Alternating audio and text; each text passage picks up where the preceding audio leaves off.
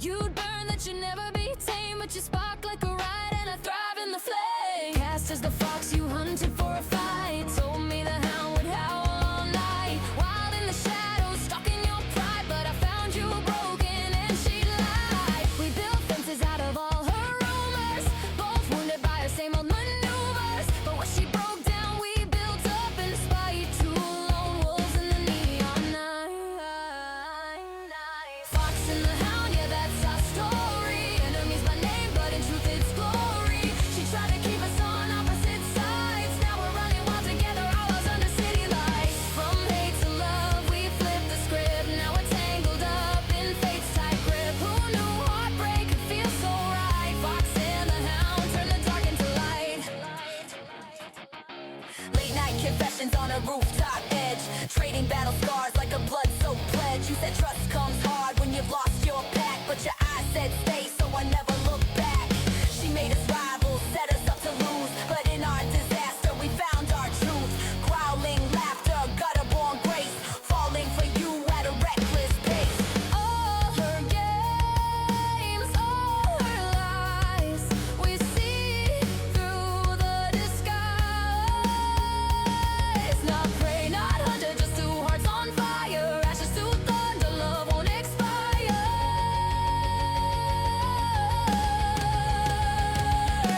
Fox and the hound rewriting the fable. Enemies they said, but now we're able to love through the chaos out of the blue. Fox found the hound and I found you.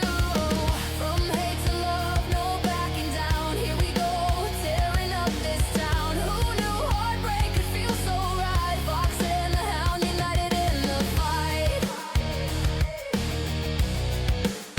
United in the fight. Once we were rivals, but now we're true. Collide like legends, just me and you. Fox and the hound against the world tonight, turning old scars into new light.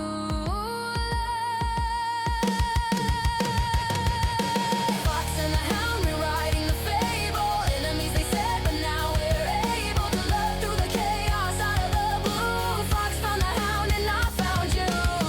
From hate to love, no backing down. Here we go, tearing up this town. Who knew heartbreak could feel so right? Fox and the hound united in the fight. The should it be?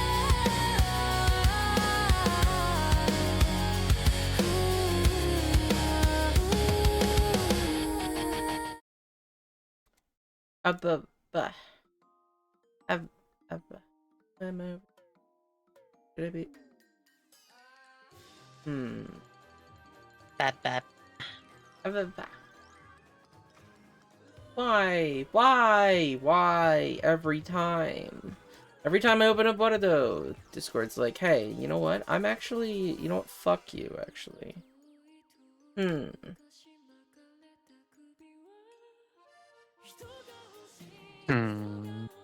Stop.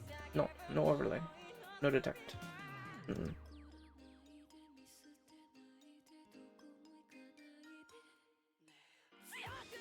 Here we go. Why are you so big? Why do I have you so big when I should be having... I don't think I have the guest star on here, actually. Hey, I need to make a new scene as well. Holy fuck, I need to make a new scene. No, I'll just use the Ace Attorney scene. We'll make our own new scene together at some point, but... Alright, fair enough. Wait, no. Wait, this is he... What? Hello. Hey, love, why are you so small? Oh my god. Why are you so small? Look at... Lore accurate size Leela. Hello? Hi? Hi? Hi? Huh? No.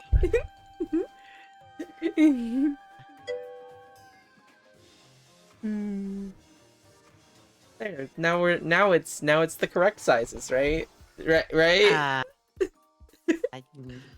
I am 5'3", ma'am. I am not 8'2".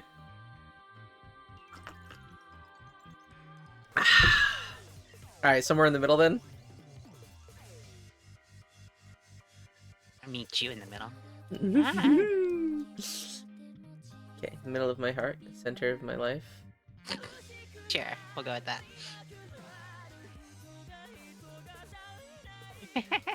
No, that's perfect. That's about my size. Oh, you moved it. You changed it. Ah!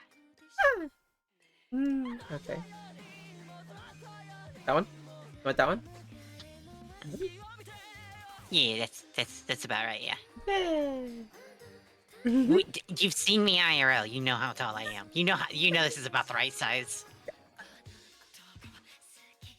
My model's taller than me, I think, actually. Hmm. Abba, no, abba, abba, abba, abba, abba, abba, Ba, ba, ba, ba. abba, abba, abba, abba.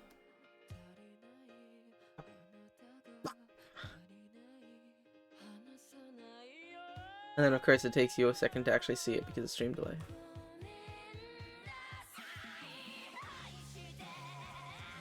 Oh. Alright, we going with that one? Okay. I don't know, which one do you want, love? Ah, there we go. Which one do you want?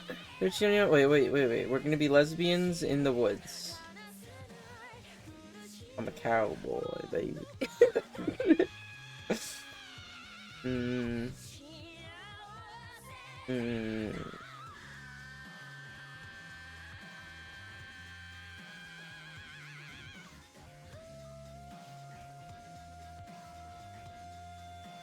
Okay, what do we want? Which one? You want the blue Oh. one? Go with the blue one. Okay, that works.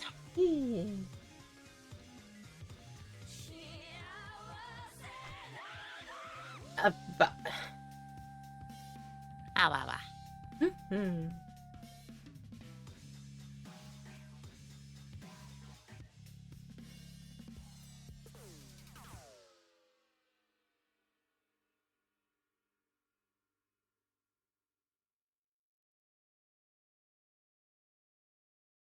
Thank you for purchasing Heart of the Woods. Ace Attorney.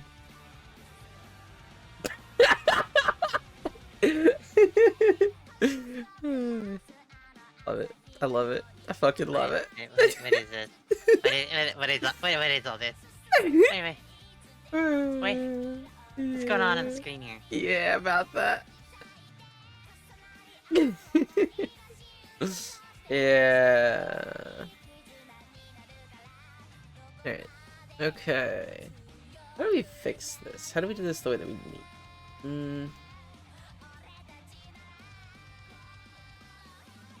It is basically like Phoenix, right? Alright, so...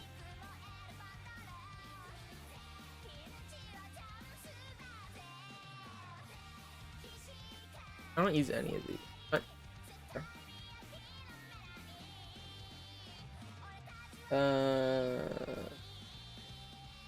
I never set up things ahead of time. I hope that's okay. Hey, Buns. Yeah, I'm a lesbian. Man. Hi, Bones. Hey, Buns. Okay, and then we do this. What are you? What are you that I'm selecting? Oh. There's a courtroom back here! Holy shit! Where did that come from? It's an illusion, I swear. It's not real. Okay, we locked that. This. Hello, Bones. No transformation. No, transform. Wait, I don't need to do this? Chica told me I could do this in a I can do this in a smart way. Look at me fucking go.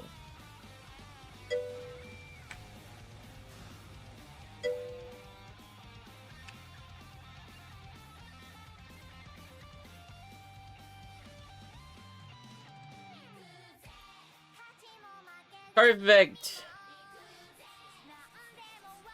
China? Yeah, China. Tuma. Banger. E.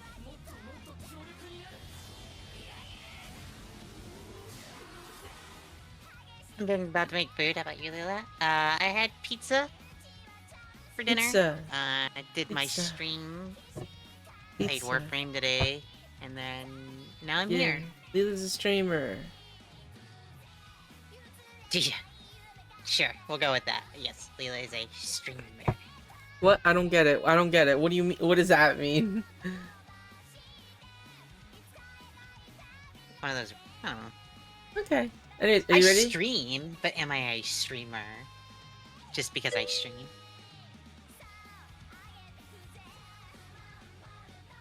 Would it count as pizza if I get no cheese and only sauce? Disgusting. So like bread. Disgusting. So like bread and Can bread you do and the sauce? opposite? Can you do the opposite? Can you do the opposite and get no sauce and only cheese? Because that I'll accept. That totally fine. I don't think we need you to have only cheese. I think that's gonna be a bad time for everyone. but that's how I get my pizzas. I don't eat pizza very often. Yeah, Vingers. Yvonne's all the songs you added. I didn't forget to add them to the queue. They're just here now. Also, I do like this song genuinely. Hey, love, I should take away the fucking slop, right? Like, I should put that away. Put that shit away. Probably. Good job. It feels so empty now. Well, we'll just have to. Welcome to court, bitches! We're back! I did not plan any of this. I can tell. How about this one? How about we do this one instead? We can do this one instead. I guess. I mean, it works. We got Teto at the bottom. And Tetores. It's Ace Attorney all over again. It is not the Minecraft parkour. We actually don't have Minecraft parkour in here at all in the slop. Where's my slop?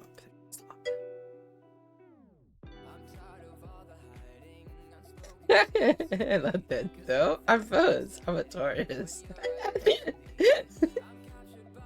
There's also Miku at the top. I'm a tourist too.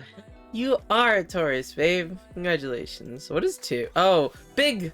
Big, big, big! We got big! Look, it's big! Why am I not? Yeah. Ah! Not to like move me down just a little bit, but. Yeah, why are you so big? I Why are you so big?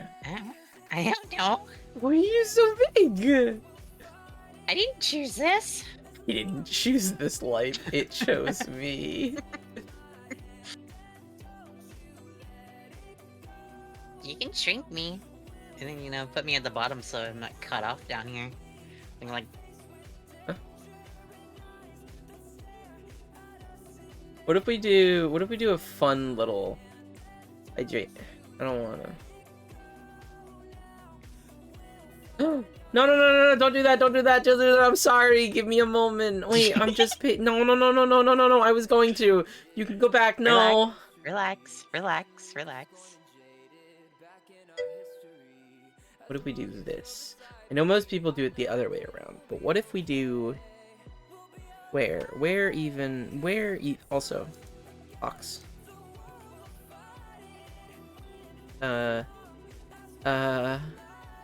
This one, unlock. This one, unlock. Okay. Why did you make yourself small? Because I can. But like... Just drag me down just a little bit to where I'm not like, you know, Huh? you know. What are we talking I'm not- about? Where do you... The actual file, like, I'm Huh? cut off at the bottom. I don't know what Yeah, you want. Yeah, drag me down to where I'm at the bottom of the screen, so where I'm not, like, cut off. A little bit lower.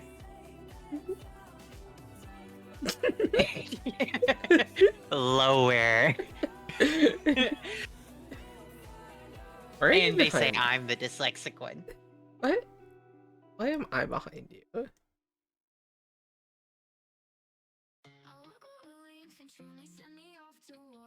Oh, am I sitting in your lap? Okay. I mean, is that what you want? I mean, that's what it seems like you want, right?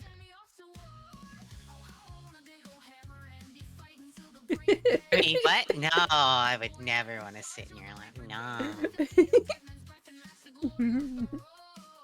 Sitting on your head? Okay, perfect. You know what? Hold on. Hold on. Okay. Yeah. Here, wait. Here, wait. I know what to do to make this even better. We go. You're on the angel's shoulder. Wait. Wait. Wait. I'm the devil that you're on the shoulder of.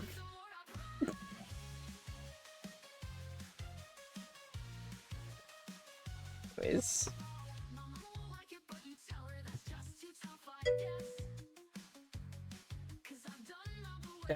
It's me, the devil. I don't know what that I don't know what's going on, but I should. All right, let's uh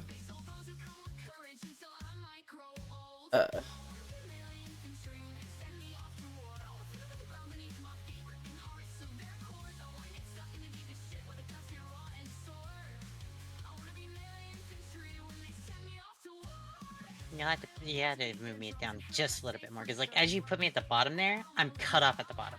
So, yeah, I know that's. yeah. Why are you cut off at the bottom? I don't know. Like it doesn't go all the way down for some reason. So just drag it down just a little bit. Wait, why would I drag it? Wait, why would I drag it down when I can just crop it instead? Fair enough.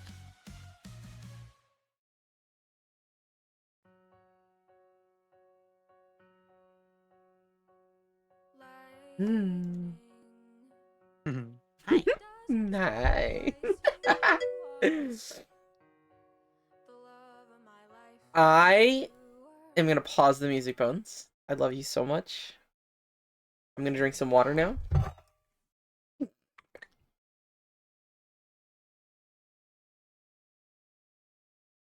Video game. Thank you for purchasing Heart of the Woods.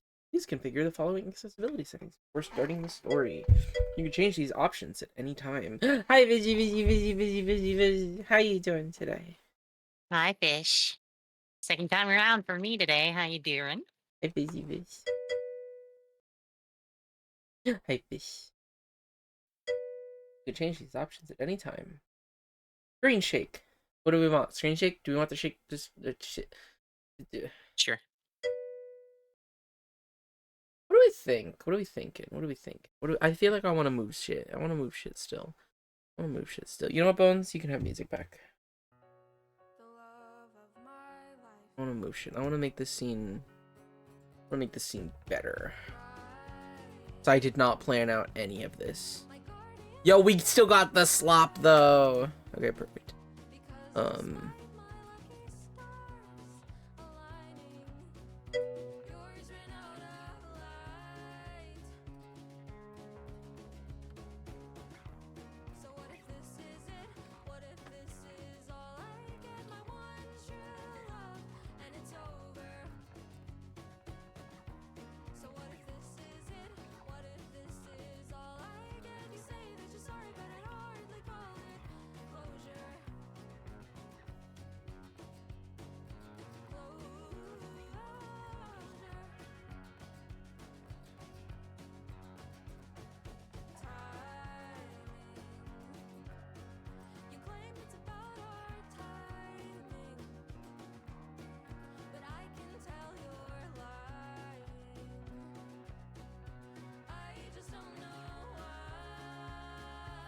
See, I think this is a funny joke. What do we think? With like me being small and in her lap, but like this is about IRL scale too. No, your head's bigger than that. Excuse me? Your head's bigger than that. Call me big-headed? No, no. I'm saying that your head is proportionally sized more appropriately to the size of an adult human that is 5'3".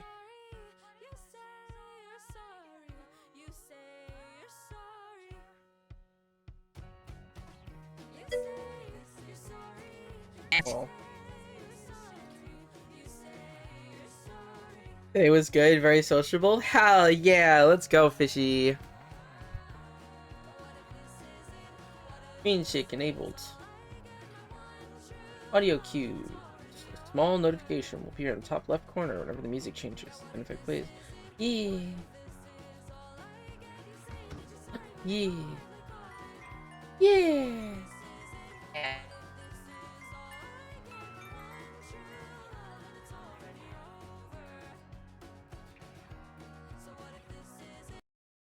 Image descriptions. Additional image. Do we want it? Do we want this image descriptions or no? I think we need them. Leila?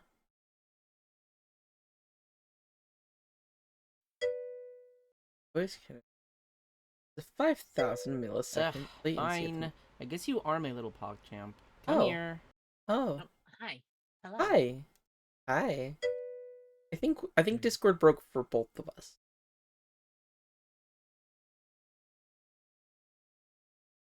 Yeah, it seems better now. Uh-huh.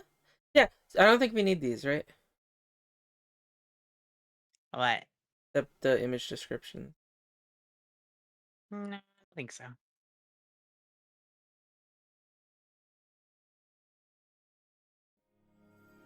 Music.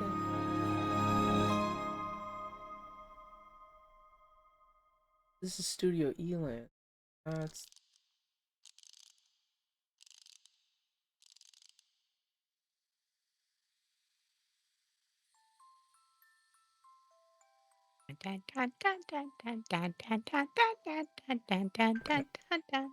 Are you do you know this song or are you going by the subtitles? It's gonna be a running joke, huh? I guess so. I don't know. What was it? What was the song that was a banger last night? Peas, fishy peas, fishy Fishy peas, Peas. fishy peas That's what it was. by our boy Devin. Fishy peas by our boy Devin. That went really hard. Our man Devin needs to finish that one. Devin does. He needs, He yeah. gave us one verse in the first chorus, and then the rest was just, "Hey, open dyslexic, let's go." Honestly, more games and stuff need to put that ability in there.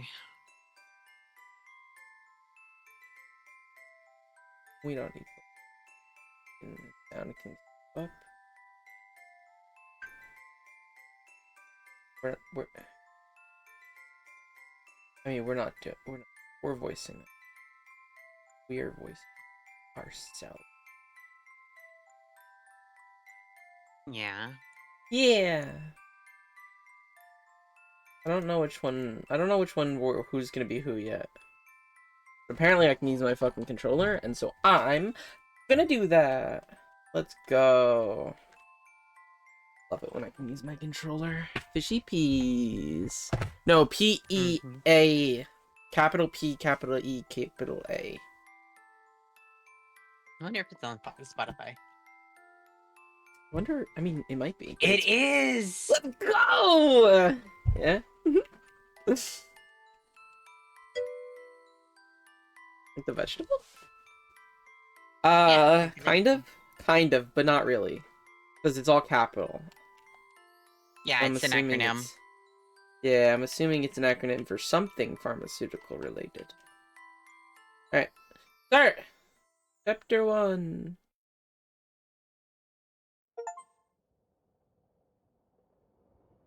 A winter wonderland. That's how this place was pitched to us. Out in the middle of the forest, with an unpronounceable name, in a village that time forgot. In the email, it sounded like every other ghost hunter's paradise that we get messaged about. Isolated and antiquated, with a tourism board encouraging hokey effects and gaudy billboards. The vast majority of those emails go unanswered. If tarot weren't so capricious, this one probably would have too.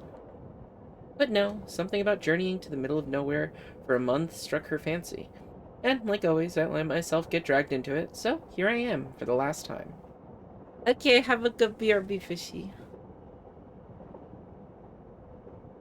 And the train beats out a slow, monotonous rhythm beneath us. It's an older machine, the sort that looks like it's supposed to take us to a wizarding school, or that should be in a museum. When I bought the tickets, I thought we'd be getting something a bit more modern. Oops. I shift in my seat, the tattered cushion and wooden boards doing little to soothe the pain in my back. We've been on this train for 12 hours, and I can feel every one of them in my bones. Tara's been out for the past 6. Upright but fast asleep. If the bumpy ride bothers her, she doesn't show it. Paperback she was reading dangles low in her hand, in danger of losing her spot in the book. I scuffed my feet across the floor, kicking at nothing. Tired as I am, I'm afraid for our journey to end. For Tara to wake up. Talk to her. I'm almost offended that she can sleep. She should be as preoccupied as I am, fighting off intrusive thoughts and wondering what to say. So fucking true. You wouldn't know from looking at her, but we've barely spoken for 3 days. That's how long ago I told her That's how long ago I told her that this would be our last trip for the show together, and that I was quitting once we got back home. Everything since then, packing, booking our tickets, finding someone to take care of the cat while we're gone, happened in a blur. We've been cordial, but that's it. My head hurts, but it tells me I made the right decision. Yawning, I lean back against my seat and pretend it's comfortable. The cushions are unnoticeable, nearly as firm as the wooden floor beneath us. The heater in the corner hems and haws like an old man, but it's not nearly powerful enough to fight off the chill. I desperately wish I could sleep too, but one of us needs to be awake when we get to the station, and that should be any minute now. Plus, I've never been able to fall asleep on planes or trains anyway. My eyes are sore, and I rub one of them as I press my cheek to the cold window. Outside, it may as well be another world compared to the city we left behind. If not for the moonlight, I wouldn't be able to see anything. Soft white glow makes the snow and nearby forest glisten like it's under some sorceress's spell. A winter wonderland. The trees are all bare, save for the blanket of snow that covers them. Their empty branches look like something out of a kid's Halloween movie, shaking in the wind as if possessed. They seem to stretch on forever, farther than I can even see. It's more like an ocean than a forest. Morgan certainly wasn't exaggerating when she said this place was remote. Intermittent lights flicker amongst the trees in the distant darkness, which I assume come from either winter campers or hermits. I'd call them crazy, but I was crazy once. Something catches my eye. Way out in the woods. One of the trees, barely visible, seems to shake in a different way than the rest, as if blown by a different breeze. A thin layer of frost is beginning to form on the outside of the window as I push my face against it, turning to try to find whatever it was I saw. It's gone, though. It was almost certainly never even there to begin with. Either my eyes were playing tricks on me, or the moonlight was. I sigh and sit back again, allowing my eyes to barely close. I won't fall asleep. I'll just... I'm jostled back to alertness as the train lurches harder than before. There's a shrill whistling sound, and then the shudders of the train grow stronger as we begin to slow down. The driver hit the brakes. We're almost there. Across from me, Tara is undisturbed. Somehow, she still hasn't dropped her book. Apparently, she's less clumsy when she's asleep. Through the frosted window, I can see the lights of what must be Isenfield as we approach the station. They're few and far between, like scattered stars. The buildings appear to be placed sporadically, nestled on and around a hill. As we round a bend, the village goes out of sight once more. I can't really put this off any longer. I lean over and shake Tara's shoulder. Hey, wake up. We're almost there. Without opening her eyes, Tara mumbles a response. How close is almost? Seriously? I don't know. A couple minutes? Okay, I'm getting up. She isn't getting up. I mean it. If you sleep through the stop, we're just going to... I'm up, Mads. She finally opens her eyes. I cut off the end of my sentence, not sure if I was serious or not. We're not even there yet, and we're already snappy. God, I wish I could sleep. Just a little longer, I tell myself. You excited? A little bit. Bye. You? Kinda nervous still. What is there to be nervous about? We've done this 1,000 times. Yeah, well, this isn't like those other 1,000 times. And you know that. She shrugs again, not meeting my eyes. I don't know, Maddie. I'm sorry. Let's chill. Yeah, sorry. We lapse into silence. At least when she was asleep, it wasn't awkward. I just want off this train. I want to be distracted by going to the cabin and taking in the new sights. Any minute now. Hey, listen. Yeah? I know you're, like, not super thrilled to be here.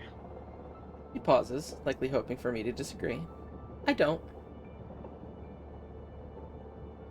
But let's try to be cool, okay? Let's just try to have a good time. I breathe a deep sigh and let it out slowly. He's right. I'm committed to this trip. I can at least make it easy on myself. Yeah, okay. Sorry for getting bitchy. I'm tired. I feel you. Hey, how do I look? Like, you just slept for 6 hours on a train. That bad, huh? He messes with her hair in some attempt to improve its state. The results are unnoticeable at best. Hopefully it's good enough for Morgan. Fisher?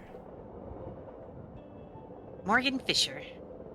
If she's meeting her online hero or whatever, then I doubt she'll care that your hair's a mess. God, I hope not. I don't want to end up on some fashion faux pas vid. For real though, if she's super fangirly, then let's just let her get it out of her system, and hopefully she won't make things weird later. Making things weird later is kind of our specialty, though. Yeah, true. But hey, it's got us to 250,000 subs, so like, we must have been doing something right.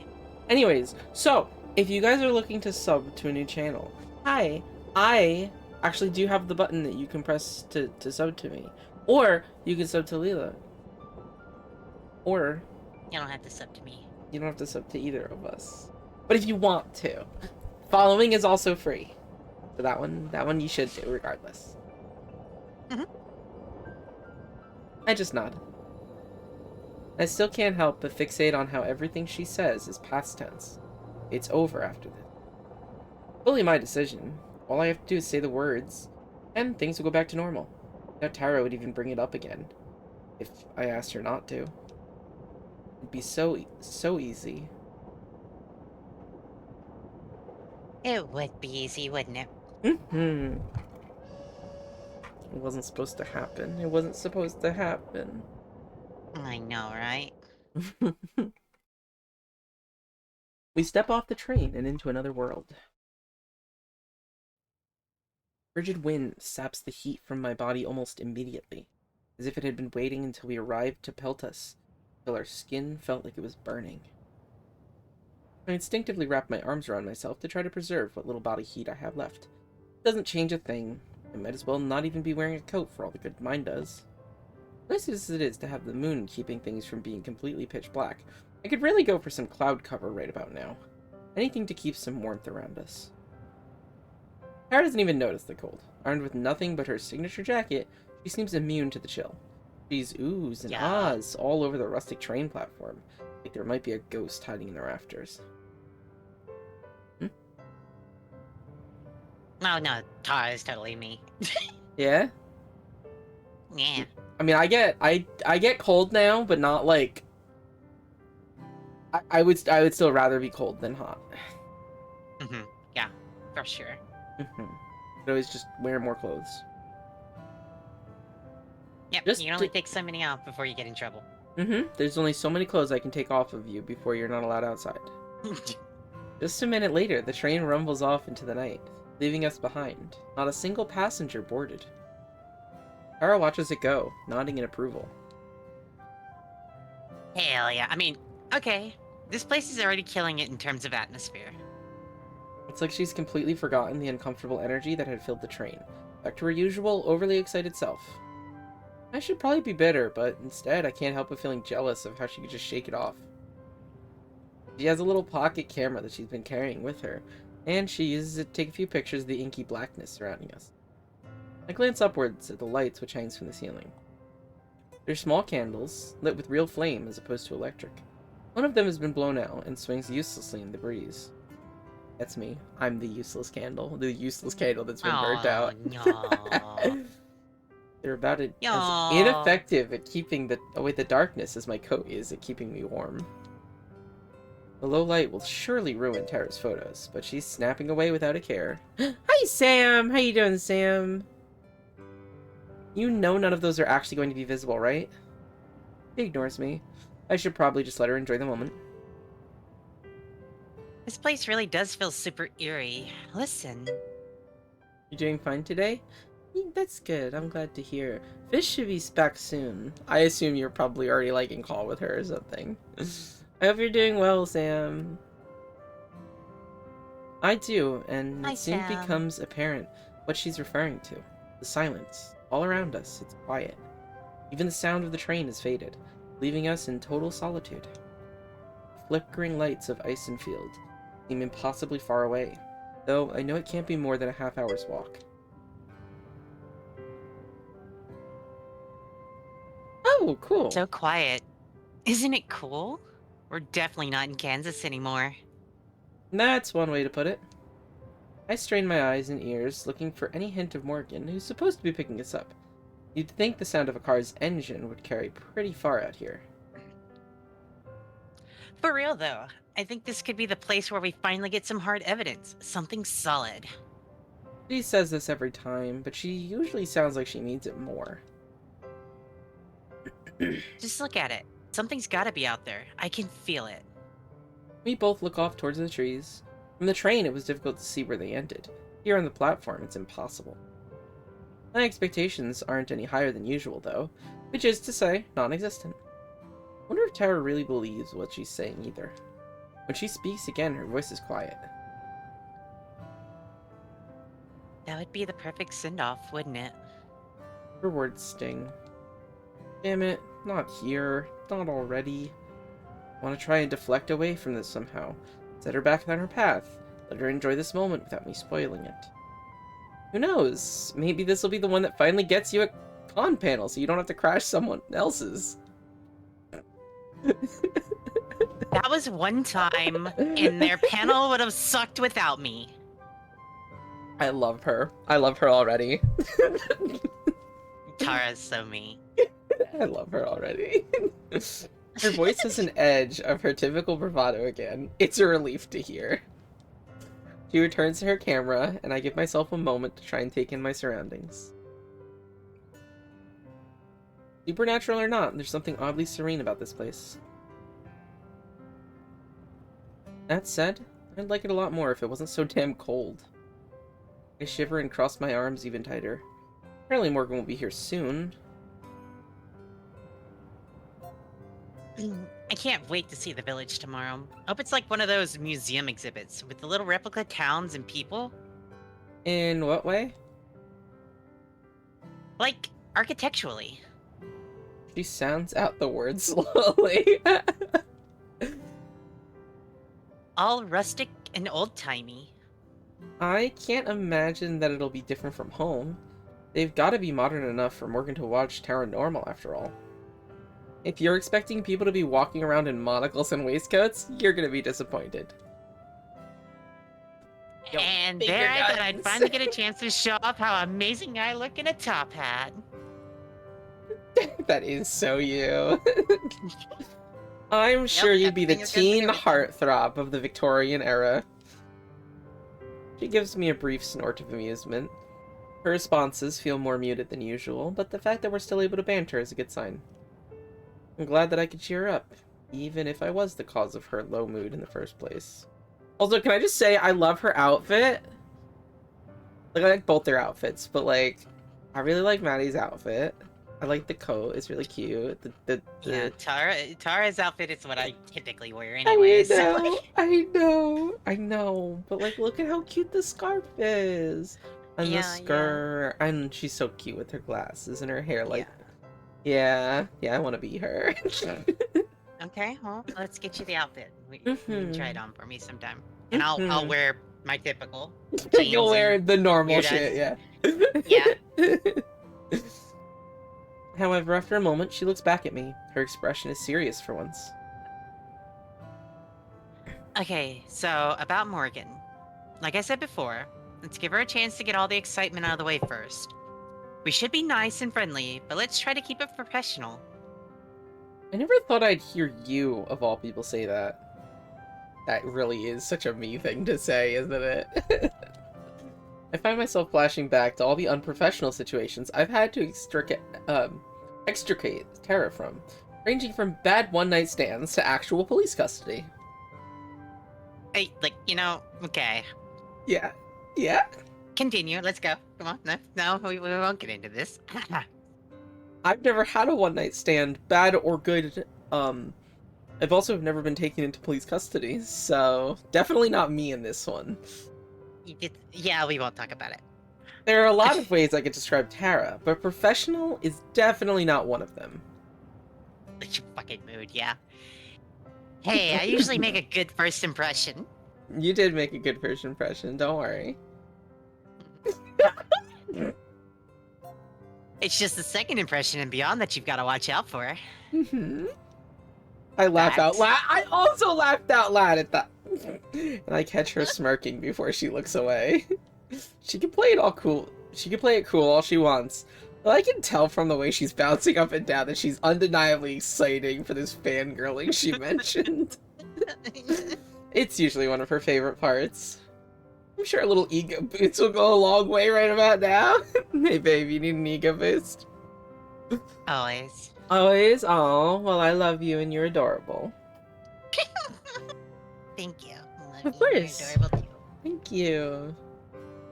I can feel myself hopping back and forth slightly as well, but that's more out of a desire to keep my blood flowing. Thankfully, it isn't too long before I can see the silhouette of someone approaching through the storm.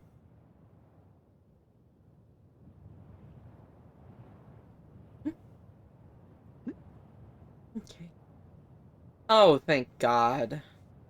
Which one, babe? That was you. Just said, thank God. I know. That's gotta be her, right? Given that we're the only people out here, I really hope so. As the girl gets closer, she gets easier to see. She's not exactly an imposing figure, but she moves with purpose. She's carrying a large thermos, which she raises in greeting as she approaches.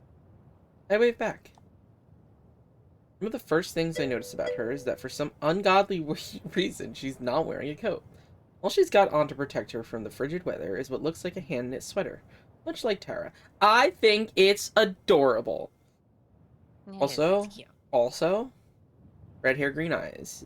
Hi, Fishy Fish, welcome back. Look at Sam. Fish, look at Sam. Once she reaches the platform, she greets us with nothing more than a tired smile and a small nod. Not exactly the geeking out Tara was expecting. All right, do you want to take Morgan as well? I have internal monologue. Yeah. Hey there, you two. Sorry I'm late. Her voice is friendly but flat. She seems like she hasn't slept in days. Tara looks a little bit taken aback by how subdued she is. Recovering quickly, she puts on her big celebrity grin. You ready to talk to yourself? Always. Hey, self, get ready. No worries. Are you Morgan? That's right. It's really nice to meet you, Tara. Morgan's smile does seem to grow warmer as she greets her, but her face quickly regains a neutral expression a moment later. You can see Tara's smile faltering as she realizes that this is clearly the maximum amount of geeking out this girl is capable of. To her credit, she recovers well. likewise, charmed, I'm sure. Okay, maybe not that well. Tara extends her hand and Morgan gives her a brief handshake before turning to me. You're Madison, right? I think we spoke online already. Just Maddie is fine. Nice to meet you. She shakes my hand as well. Firm, friendly handshake that ends as quickly as it began. Before she continues, she takes another sip from her thermos. I find myself wishing for a cup of coffee too. It's really nice to meet you, the two of you. I'm sure you receive lots of invitations, so I'm glad you were interested in mine. Are you kidding? Remote village in the middle of a huge forest? There's no way I'd pass that up. I heard all kinds of stories about things you'd find in places like this. Hopefully not too many. I won't have anything new for you. God damn it. Oh, I'm sure you've got something I'll be interested in. Real smooth, Tara. So much for being professional. I can see Morgan's mouth twitch slightly at the comment. I can only hope it was something closer to a smile than a grimace. What? Tomorrow I can show you around the village. There isn't too much out of the ordinary there, but I'm sure you can find a few things that interest you. That would be wonderful. We can go sightseeing when Tara isn't off chasing spirits around the woods. Morgan and I both smile. Tara flashes me a look of mock annoyance for the slight. But it's probably eating her up that I've gotten more of a reaction out of Morgan than she has. It's about a half-hour's carriage ride to the cabin if you guys want to head out. Do you need help with your bags at all? Tara lifts her bags, giving Morgan another shiny grin. I'm pretty sure I see her accidentally flex her arms, too. That does sound like a you thing. Don't even worry about it. I got this. Okay, cool. This way. As we follow her, I can see Tara pouting behind her. I've never seen the wind get taken out of her sails like that. At least that gives her another thing to think about, besides my departure. Wait a second. Dude, Did you say carriage? If Tara and Morgan to get together, you know I'm gonna be talking to myself, musing myself up. Oh god. Yeah. Don't worry, babe. I'll wingman for you. Yeah, hype me up to myself. Mm-hmm. No. Way. We're standing in front of an honest-to-God, horse-drawn carriage. If it weren't for the little white puffs of breath coming out of the horses' noses, I'd be willing to believe that it was some sort of commemorative statue.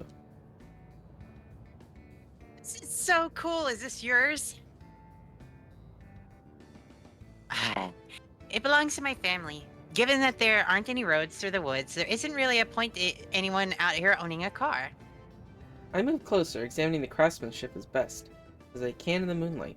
The design is fairly bare bones, but a few flourishes here and there, and some semi-ornate painted finishes make it clear that this was something built with love and care.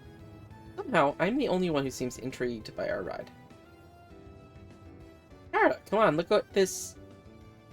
As I speak, I look back and see her standing completely still, as if the cold has rooted her to the spot. Give me a sec. I'm just taking in the view a bit from a distance. She's trying to act nonchalant, but her wide eyes keep flickering towards the horses. Her previous genuine grin has turned into a very nervous grimace. Slowly inching forward, she scoots further away from the horses as she approaches the carriage. I doubt she planned for part of her first impression to be Morgan learning that she's absolutely terrified by horses. Oh, no, not me. She'd better at least learn to tolerate them, or this is going to be an even longer trip than I expected.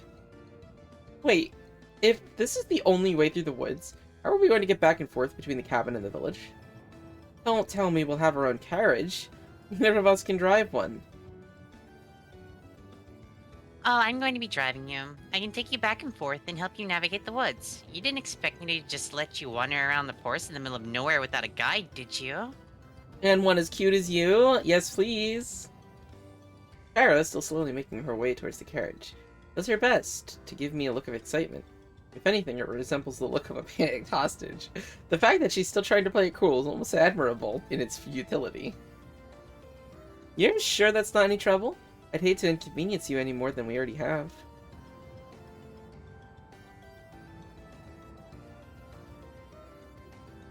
It's no trouble. I run my own shop, so my schedule is pretty flexible. I'm more than happy to help. He looks over at Tara, who has finally made it within a few feet of the carriage. She shoots us both a thumbs up. I have a feeling she might need it. Trust me, you have no idea. Hey, Tara shoots a thumbs up. Alright, let's go. Yee, thumbs up. Finger guns and thumbs? Aw, yo. Mm-hmm. Totally me. Other than the fact of being scared of horses. I love horses. I swear, I love horses. I swear. I know that that's a deal breaker. I raised horses. I know that's a deal breaker, but like, I swear. I grew up on a farm and I raised horses. Like, of course I love horses. I am indifferent to horses. Morgan turns and deftly swings up into her seat, taking a hold of the reins. Tara finally manages to place her hands on the carriage and climbs up to sit alongside her, shaking all the way. I let out a sigh of relief and follows suit, mounting up next to Tara. A little cramped up here, but I'd feel weird just sitting by myself. Besides, not keeping an eye on Tara is a pretty guaranteed way to make an even worse first impression. So, can you do any tricks in this thing? Yo, do a kickflip! Kickflip's one of the horses. The path to the cabin turns out to be a complicated one. We've been making twists and turns through the trees for a few minutes, but Morgan seems to know exactly where she's going. Not even the dark can stand in her way. You can navigate through all this with just a little lantern? How can you see landmarks? Don't worry, I know these woods better than just about anything. Besides, the moonlight is more than enough for me. I can't help but feel embarrassed as I think about all the times I had to use the flashlight on my phone just to find something I dropped in the car. It definitely wouldn't last out here. Looking over, I can see Tara bouncing her leg, probably about to launch into a torrent of questions for Morgan. After that flubbed introduction, she's clearly a little less gung-ho than usual, but I know that won't stop her. As such, I should probably get my handling of the actual adult stuff out of the way quickly before it gets lost in the noise. Is there anything about the town or the people that we should know? Local customs, things to avoid saying, that sort of thing? Morgan thinks about it for a moment, silent. There's a curfew at midnight. Also, you're not supposed to go too far into the forest. I ignore both of those rules a lot. Let's go! A little rule breaker. Most of the villagers tend to be sticklers about them, though. Great, so our host is a troublemaker. I guess that means Tara will be in good company. I'm glad that you're voicing the two troublemakers. So while we're on our way, could you maybe tell us about some of the... Let me try that over. So, while we're on our way, could you maybe tell us about some of the specific supernatural occurrences you've seen so far?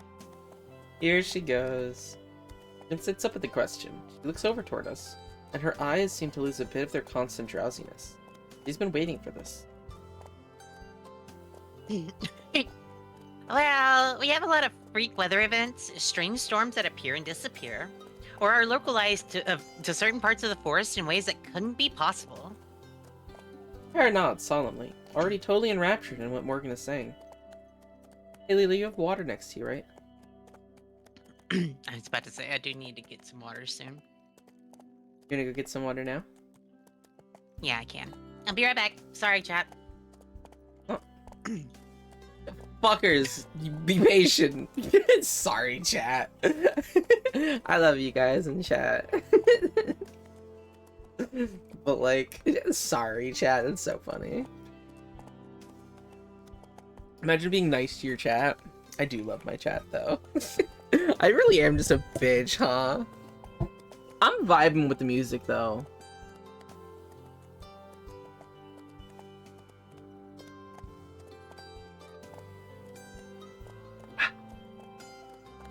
Nice coffee while I listen to this music. Little ballerina in the bottom, constantly going. Spinning. Spinning.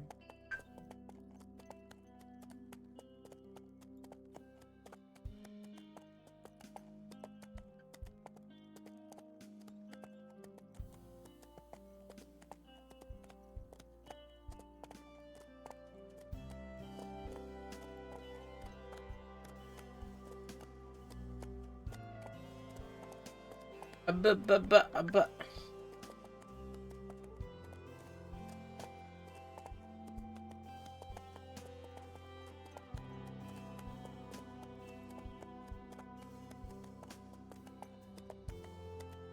Also, little horsies in the background. It's a cozy day. Cozy, cozy.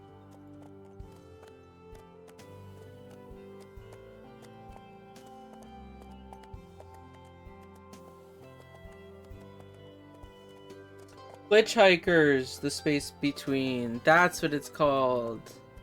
Fish, I don't know if you're here, but it's glitch hikers. It was actually really cute too. Well, not cute, very also. Hi back, welcome Fish. Hi Fish, welcome back. I didn't know we weren't back. Glitch hikers, the game that I was talking about. I think I had mentioned glitch hikers. I went to the bathroom. Oh shit, Leela just went to go get some Whopper. Oh. Yeah, I'm gonna post it in the Discord for anyone who wants to see. Gamer chat. Boost.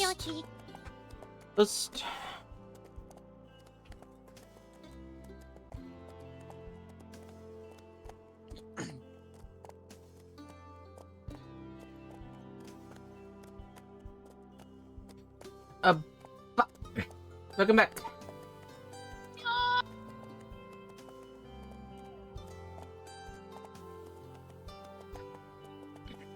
Sometimes when I walk in the woods, I can see strange lights here and there, like tiny little stars inside the forest. I've never been able to get close to them, though. I raise an eyebrow, but don't say anything.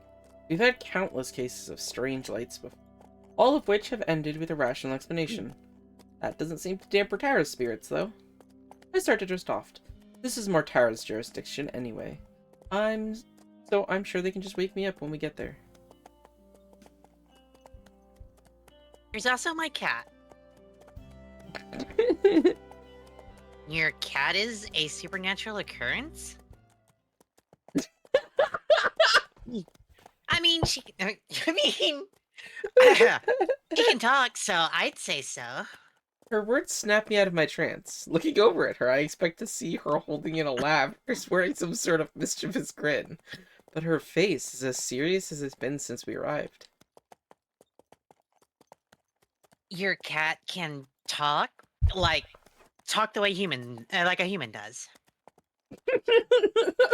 Yeah, she's very well spoken, in fact.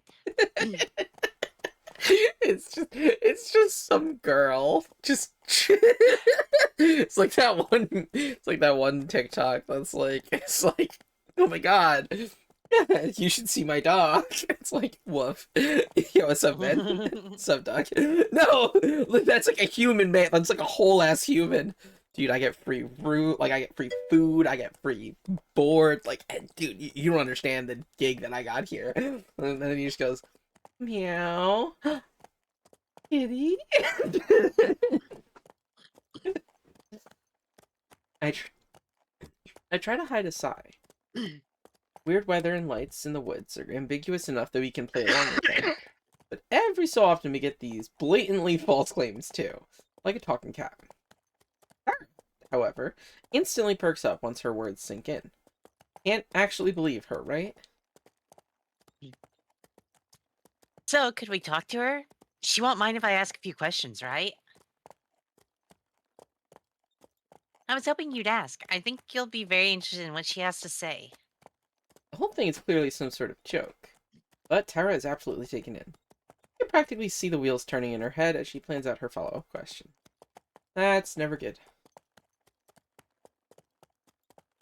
So, do you have any idea about what could be causing it? Something in her diet, maybe? I don't think so. Have you been feeding her some kind of special Eisenfeld cat food? Can I try some? Okay, I think that's enough of that. When Tara starts talking about eating cat food, it's time for me to exercise a little diplomacy and move the conversation forward. Crazy or not, I think we should move on. Yummy? Yeah. So, what kind of things does she talk to you about? Just about our lives, for the most part. I figured you'd be better off hearing it from her rather than me. I'm sure that'll be illuminating. Click, clop, click, clop, click, clop, click, clop, click, clop. I'll say, if there's something that's paranormal in the village itself, you must have seen way crazier stuff in these woods. She starts to gesture as she talks, pointing back towards the village and swinging her arms around as she mentions the woods. Well, there's one pretty major thing, but you probably won't believe me. I wouldn't have come out here if I didn't believe you. Anything you want to say, I want to hear. I can't detect a hint of cynicism in her voice. Either she really believed this girl she just met has a talking cat, or is she giving a performance worthy of an Oscar? Are you sure? 110%. Lay it on me. She winks at her and flashes her the finger guns. Back in Yeah, celebrity it's mode. Tara's good at recovery with these things, but I've never seen her recover on this level with such speed. As I watch her lean in towards Morgan to make sure she catches her next statement, I realize another possible reason for her passionate response. There's one thing she loves more than hearing strange stories. It's trying to impress a cute girl. Now things are starting to fall into place a bit more.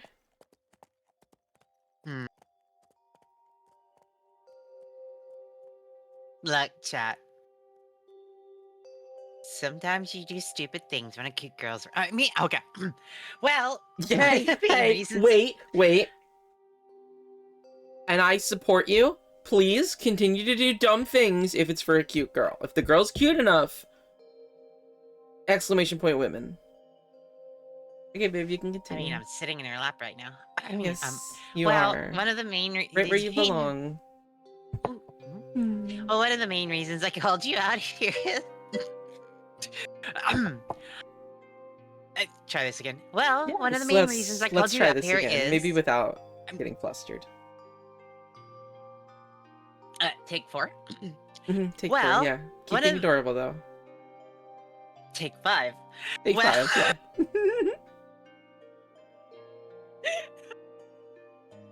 Go ahead, take 6. Uh-huh. Well, one of the main reasons I called you out here is I'm not sure if it has a name, but it's some kind of forest spirit. Hell yeah, Fish. Go get your socializing in. I'm so proud of you. You're doing great. Let's fucking go. Spirit? Like a ghost or something? No, something physical. Some sort of massive creature. Like the forest came to life. Okay, this is new. Even the crazier fans don't get this outlandish. Tara is absolutely eating it up. No matter what her reasoning is, I'm glad she's having a good time. Yeah, that's fair. I would eat this shit up too. She's pretty enough. She's got a really cute voice. I get it.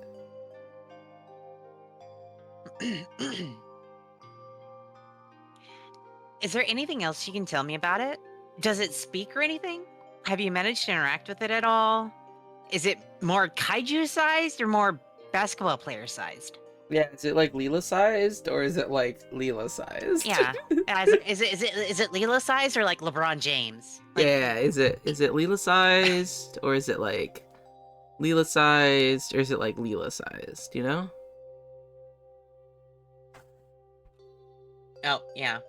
You just make everyone see my boobs. Cool. Oh, okay, here. You got that. I got you, babe. Don't worry. There you go. Look at them. Look at how perfect they are. Yo, quote 64. Am I right or am I right?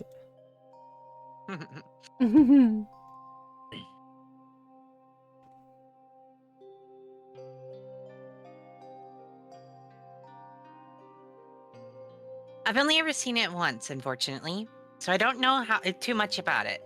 I've searched for it a number of times since, but without any results. Who knows? Maybe you two will have better luck than I have. That's what you're best at, isn't it? In terms of talent, I'd say it's certainly up there. Morgan's mouth turns up into a small but seemingly genuine smile, and her expression grows slightly less intimidating. I knew you'd believe me. Nobody else around here does. I just want to give her a head pat. Like, I really want to give her a head pat for that statement. I really just want to give her a head pat. Like, you get it, right? Like, you get it? It's rough when people don't believe you. Yeah. You get it, right? I can't imagine why. I feel the pang of guilt as that thought crosses my mind. Crazy as her story sounds, it can't possibly be easy feeling rejected in a community this isolated.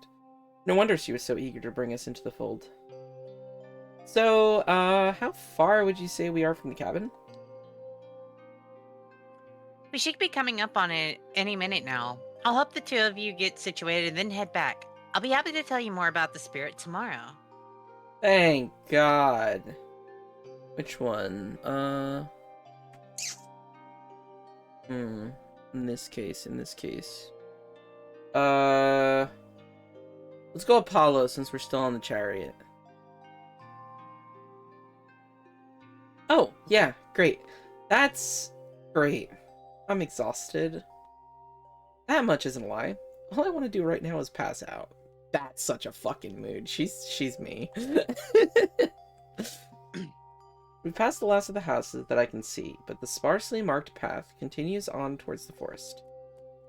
The last traces of civilization are behind us now. By any minute now, what exactly did you mean? I can't keep the biting tone entirely out of my voice. Me either, ever, even when I should be. Just ahead, see? He points forward into the darkness. I strain my eyes to see anything other than murk. Finally, I spot a faint outline of a small cabin practically swallowed by the forest. I started the heater before I left to get you, so it should be warm. That's what I like to hear. You're like Prometheus. Let's go! We're talking about mythology, and I'm saying which god. Let's go. I'm surprised you know who that is. Why? I loved that movie. Morgan suddenly jerks the reins, and the horses come to a stop. Kara and I are rattled from our seats and nearly fall forward. Damn it. What? What happened? Rather than answer, Morgan just glares into the darkness where the cabin is. I strain to see what she does, as my heart starts to race. Is it a wild animal? A bear? A koba? A wolf? Hypno? There's the sound of footsteps as a shadow detaches itself from the cabin and moves towards us. A human shadow. An older woman comes into view, stopping just at the edge of the lantern's light. As Mom. She's clearly related to Morgan. Her angular features, steely eyes, barely visible in the dark, make her look like she stepped out of a Baroque painting. Why are you here? I came to greet our guests. She spits the word "our," clearly asserting some sort of ownership. Well, so we're making you British. She's pop. I have very limited accents, and this one is my posh accent. Very well, continue.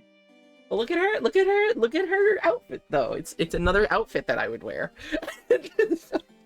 I think you own this outfit already. Not quite.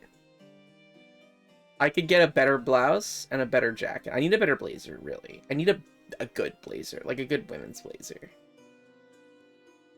I suck in an involuntary breath as she approaches.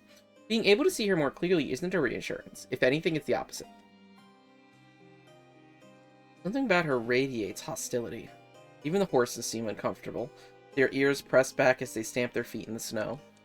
Up close, her gaze is sharp and fierce. Her face is proud but sunken, cheekbones just jutting as if her face doesn't quite fit. Makes her look older than she is. Which one of you is Tara? Mouth drawn Oh thin. no.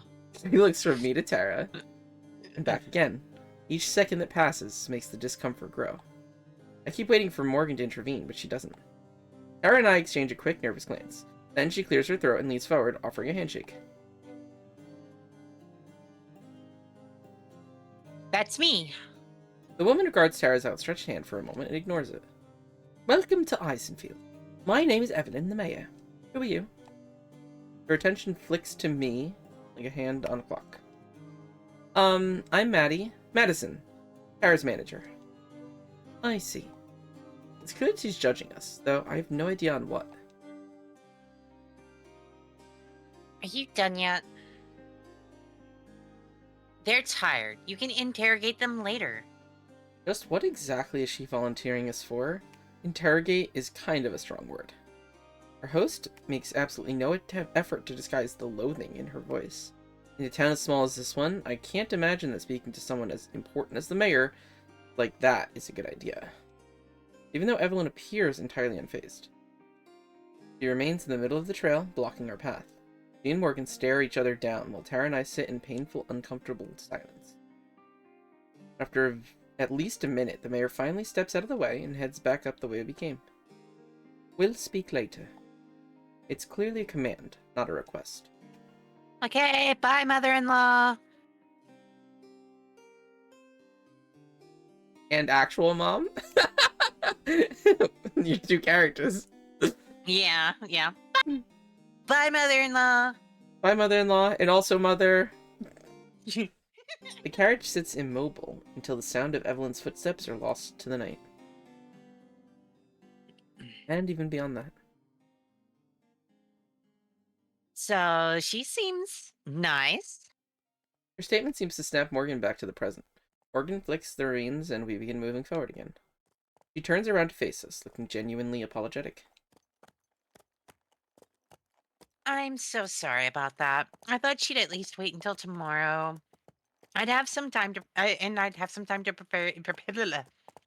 Fuck. I'm so sorry about that. I thought she'd at least wait until tomorrow, and I'd have some time to prepare. Fuck. It's okay. Like, you don't have to get it perfect. You know I don't care, right? I thought she'd at least wait until tomorrow, and I'd have some time to prepare you beforehand. Is Yeah, but she if your I don't mom? fix it, I'm just gonna stumble the entire time. Oh, okay. No worries. Whatever you need to do then. Technically. What? No way! How could you tell? I love Tara. The family resemblance? Morgan purses her lips. Unfortunate, isn't it? Long story short, I didn't tell her that you were going to be staying here until this morning. I'm speechless, hoping that it's just a joke and the punchlines fell flat. But Morgan's clearly serious. For the second time in a handful of minutes, I'm wondering what we've gotten ourselves into. Tara laughs, though I can tell it's forced. Well, that's no big deal, right? It's not like she runs your life. Silence. Right? Eventually, Morgan nods. Right. We shouldn't get into it right now, though. I'm sure you'd rather sleep tonight. I can see Tara gathering the breath to disagree and tell Morgan that we'd love to hear all about the family issues right now, so I head her off. Yeah, we would. Whatever family drama it is that she's gotten us involved in, it can at least wait until I'm not about to pass out. Carriage comes to a stop just a few feet away from the door. A small stone path has snow cleared away from it and leads to a short flight of stairs. We're facing a large window, although it's dark and impossible to see into.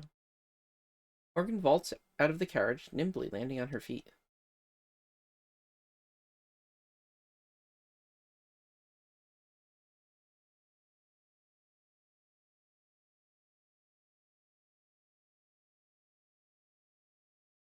Leela. Yeah. Sorry, it's my yummy. Um, No worries. I'll unlock the door. Your luggage already came in too, so it's inside. Tara launches herself out of the carriage, just like Morgan did, and then she quickly scurries away from the patient horses, eyeing them for any sudden movement. I climb down as she stands an extremely safe distance away. I can't carry all of this on my own, you know. I toss her bag and she lurches to catch it, barely keeping it from landing in the snow. We stand back and watch as Morgan fiddles endlessly with the lock on the door, pushing and trying again over and over. Now that we're so close to the end, I can feel the last of my reserves of energy rapidly draining. Bags in my arms feel like they weigh 1,000,000 pounds.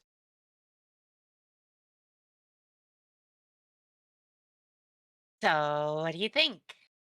She mutters as quietly as she can, though her timing couldn't be worse. I think I want to go to bed. Same as ever, then.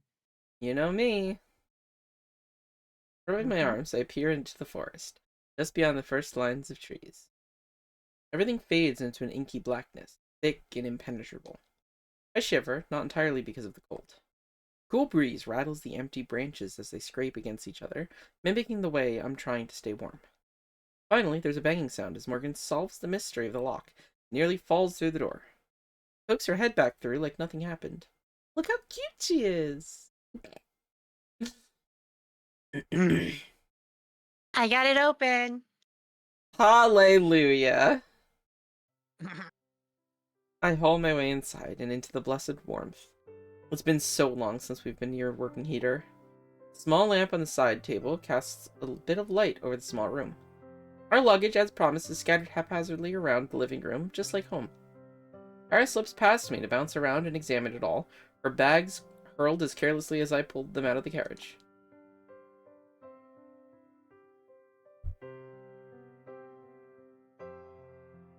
Sorry, give me a second. Take your time. I'm so sorry. I'm so No, sorry. no, you take your time. We got music now, so I'm totally cool. I'm totally chill to just listen. And just a reminder, this stream is not suitable for children. It's barely suitable for adults. If you're under 18, get out now. And if you're over 18, welcome in. Hi, I'm Silica. I'm Pyro. You can call me a few different names. I don't really care. I hope you're having a wonderful time. And if anyone is here just chilling, we got some sleepy vibes going on right now. So I hope you're enjoying them. Speaking of sleepy vibes, what do we think about sleep aid videos? I'm making girlfriend roleplay ASMR videos, and it's been fun. I need more ideas and more scripts and stuff. So that I can read stuff, because I like reading it and it's fun. And I have been told many times that my voice is soothing, like, naturally. So, like, if I'm intentionally saying things that will soothe people, maybe that'll help people fall asleep and be calm and stuff. But it does seem like a lot of work to do more than just the reading of words. Because technically all I'm doing right now is reading words. I gotta add in sound effects and stuff, and that's so much work. But I don't know. We'll I figure touch it you. out. I'll help you. I can. Yeah. You ready? Oh my god! Holy shit! There's nothing really out of the ordinary, so I just stand there and wait for her to get it all out of her system. I love this. They're so cute. Isn't this the coolest? It's like staying in a history museum. That's the kind of thing you'd usually treat like a punishment. Are you kidding me? I love history. We even did the whole series on the history of cryptids in the American Midwest. And I spent like 3 months on the special about Bigfoot's impact on the Great Depression. That's one of my favorite episodes. Okay, let's see. That's one of my favorite episodes. I had never heard of the theory that FDR was a cousin of Sasquatch. To be fair, I don't think FDR did either. Morgan laughs, and I just roll my eyes. I mean, the kind of history that actually happened. History's doomed to repeat itself, Mads. I don't even respond. That whole episode felt like the plot of an awful, low-budget B-movie. Instead, I cross the living I area. love B-rate. Huh? I love B-rate movies. B-movie. The entire No, script not the of B-movie. No. I know. No. I know. Instead, I cross the living area towards a tiny hallway with a pair of identical doors. These are the bedrooms? That's right. They're the same size, so there's not much of a difference. Guess I'll take this one then. I push open the closed door. The closer door? The closer. Closer! Why are words like that sometimes? Is that how closer is spelled? Yeah. That's so weird. Inside, it's just Closer four... and closer. Closer and closer. Inside, it's just full war... Okay then. Inside, it's just 4 walls with a bed, a shelf, and a small dresser. I drop my bag on the floor and roll my suitcases in. Tara lingers in the living room, talking about the features of the cabin with Morgan. Suddenly, I hear her yelp in pain or horror. I rush back out, knocking over my suitcase and nearly slamming into the door as I go. I half expect to see Morgan holding a bloody knife or something, but instead, Tara's just holding her phone. What happened? A tragedy. No service. Actually worse, the apocalypse. Check out your phone. No service. I do as she says, expecting a news article or an alert or something, but there's nothing. What? I don't have anything. Exactly. No service out here. Alright, never mind. She's me in this case. I'm sure you would be like, yeah, we're fucking roughing it. It's fine. We're out in the middle of nowhere. And I'll be like, but the internet, though. How am I supposed to look at funny memes? I checked. Sure enough, she's right. There isn't the barest trace of a signal at all. What about Wi-Fi? I assume we have that, right? Technically. Oh no. Stocked up on books and downloaded a bunch of new films before we left since I wasn't expecting to have much connection out here anyway. But I'm willing to bet the thought never even crossed Tara's mind. Good thing I packed a few books I think she'll like too. Tara glumly pockets her phone again as Morgan gives us a small smile. Let me give you a quick tour. I don't think it's entirely necessary since we can see everything ourselves, but I don't stop her. This is the kitchen. There's a stove and an oven. The stove is somewhat picky and doesn't always like to work. Actually, I guess it's the same for the oven. Don't worry. I don't know how to cook anyway. Okay, it's not me. It's not me. I know that's you. I know that's not you. I know that's not you, and it's not me either. But that is so in character for Tara, and I love that about her. Yep. Over here's a fireplace. I can show you how to chop firewood sometime if you'd like. I think I might pass on that one. And now it's so me. That's such a me thing to say. Just be like, I'm good. I'll pass. This is the couch. You can. Hi. Alright, you can continue. This is the couch. You can also sleep on it if you'd like. It doesn't unfold into a bed or anything, but I sometimes come here and sleep on it anyways. That doesn't even surprise me. That sounds like a you thing, too. The Wi-Fi is on a note by the phone, so it's my phone number, so you can reach me anytime. Do you have any questions? I shake my head and look at Tara, who does the same.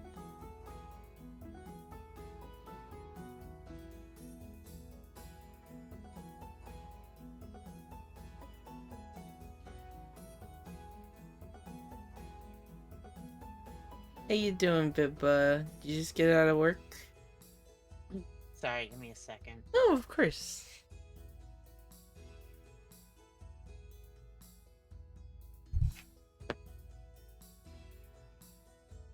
I hope you're having a good day. I'm enjoying this. It's cute. It's cute. I'm very much enjoying listening to Leela's voice.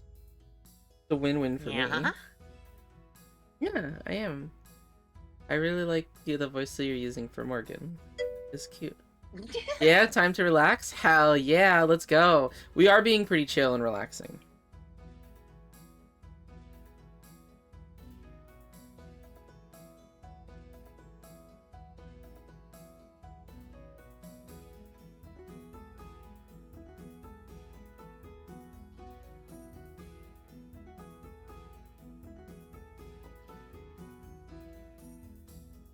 Sorry, I sent you something. Mhm. So you know what's going on. I think we're good. Thanks for all your help tonight, Morgan.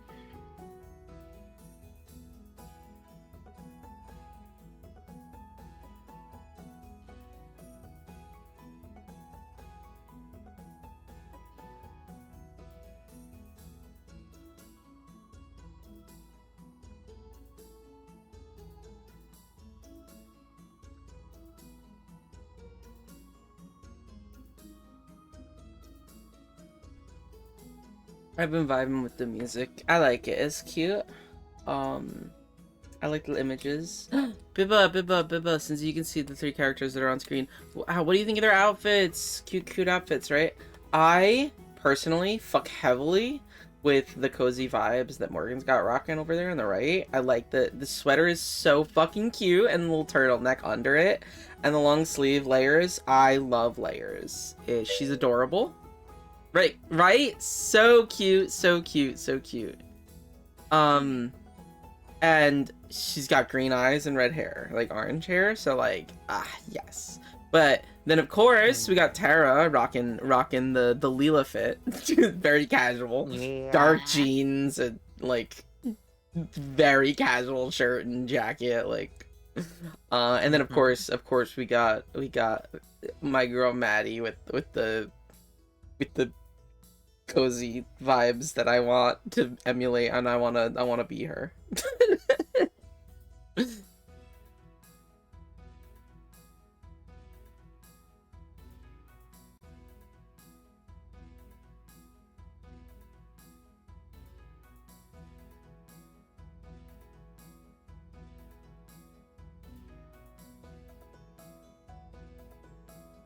It was my pleasure. Again, I can't thank you enough for coming all the way out here. I'll be sure to make it worth your time. Oh, I'm sure. I can't wait to get started. Me either. But I know I should probably be going for tonight. I've kept you up long enough as it is. She heads out the front door, waving goodbye.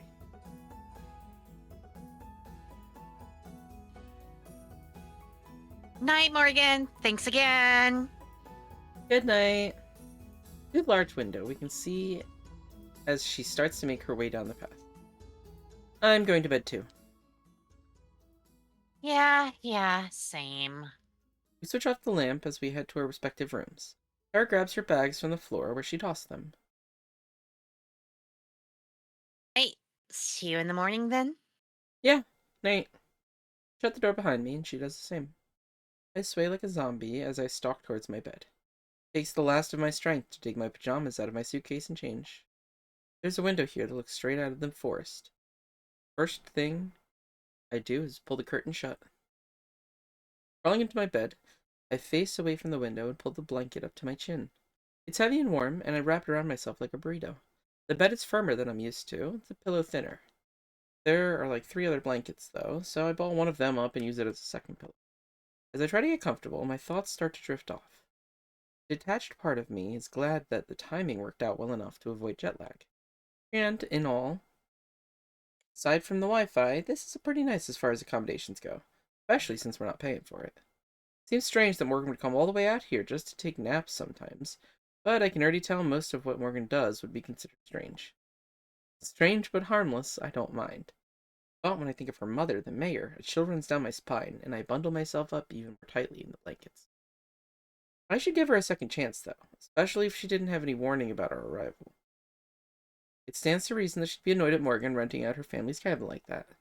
When I think of it that way, her reaction seems pretty justified. I'll just be extra polite to her next time we meet. Hopefully it isn't an interrogation like Morgan said.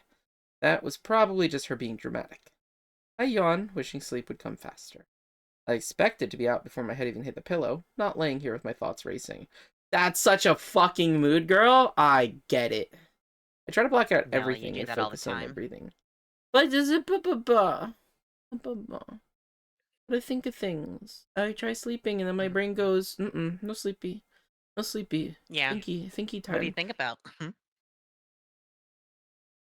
In, out, in. I think about a lot of things. A lot of Fucking sometimes mood. sometimes not the good things. Sometimes not very good thoughts. And then sometimes amazing Mm-hmm. thoughts, like thoughts of you. A loud tap tap tap on the window cuts through the silence. My heart leaps to my throat as I bolt upright in bed. I get tangled on the blankets, scrambling to haul them off of me.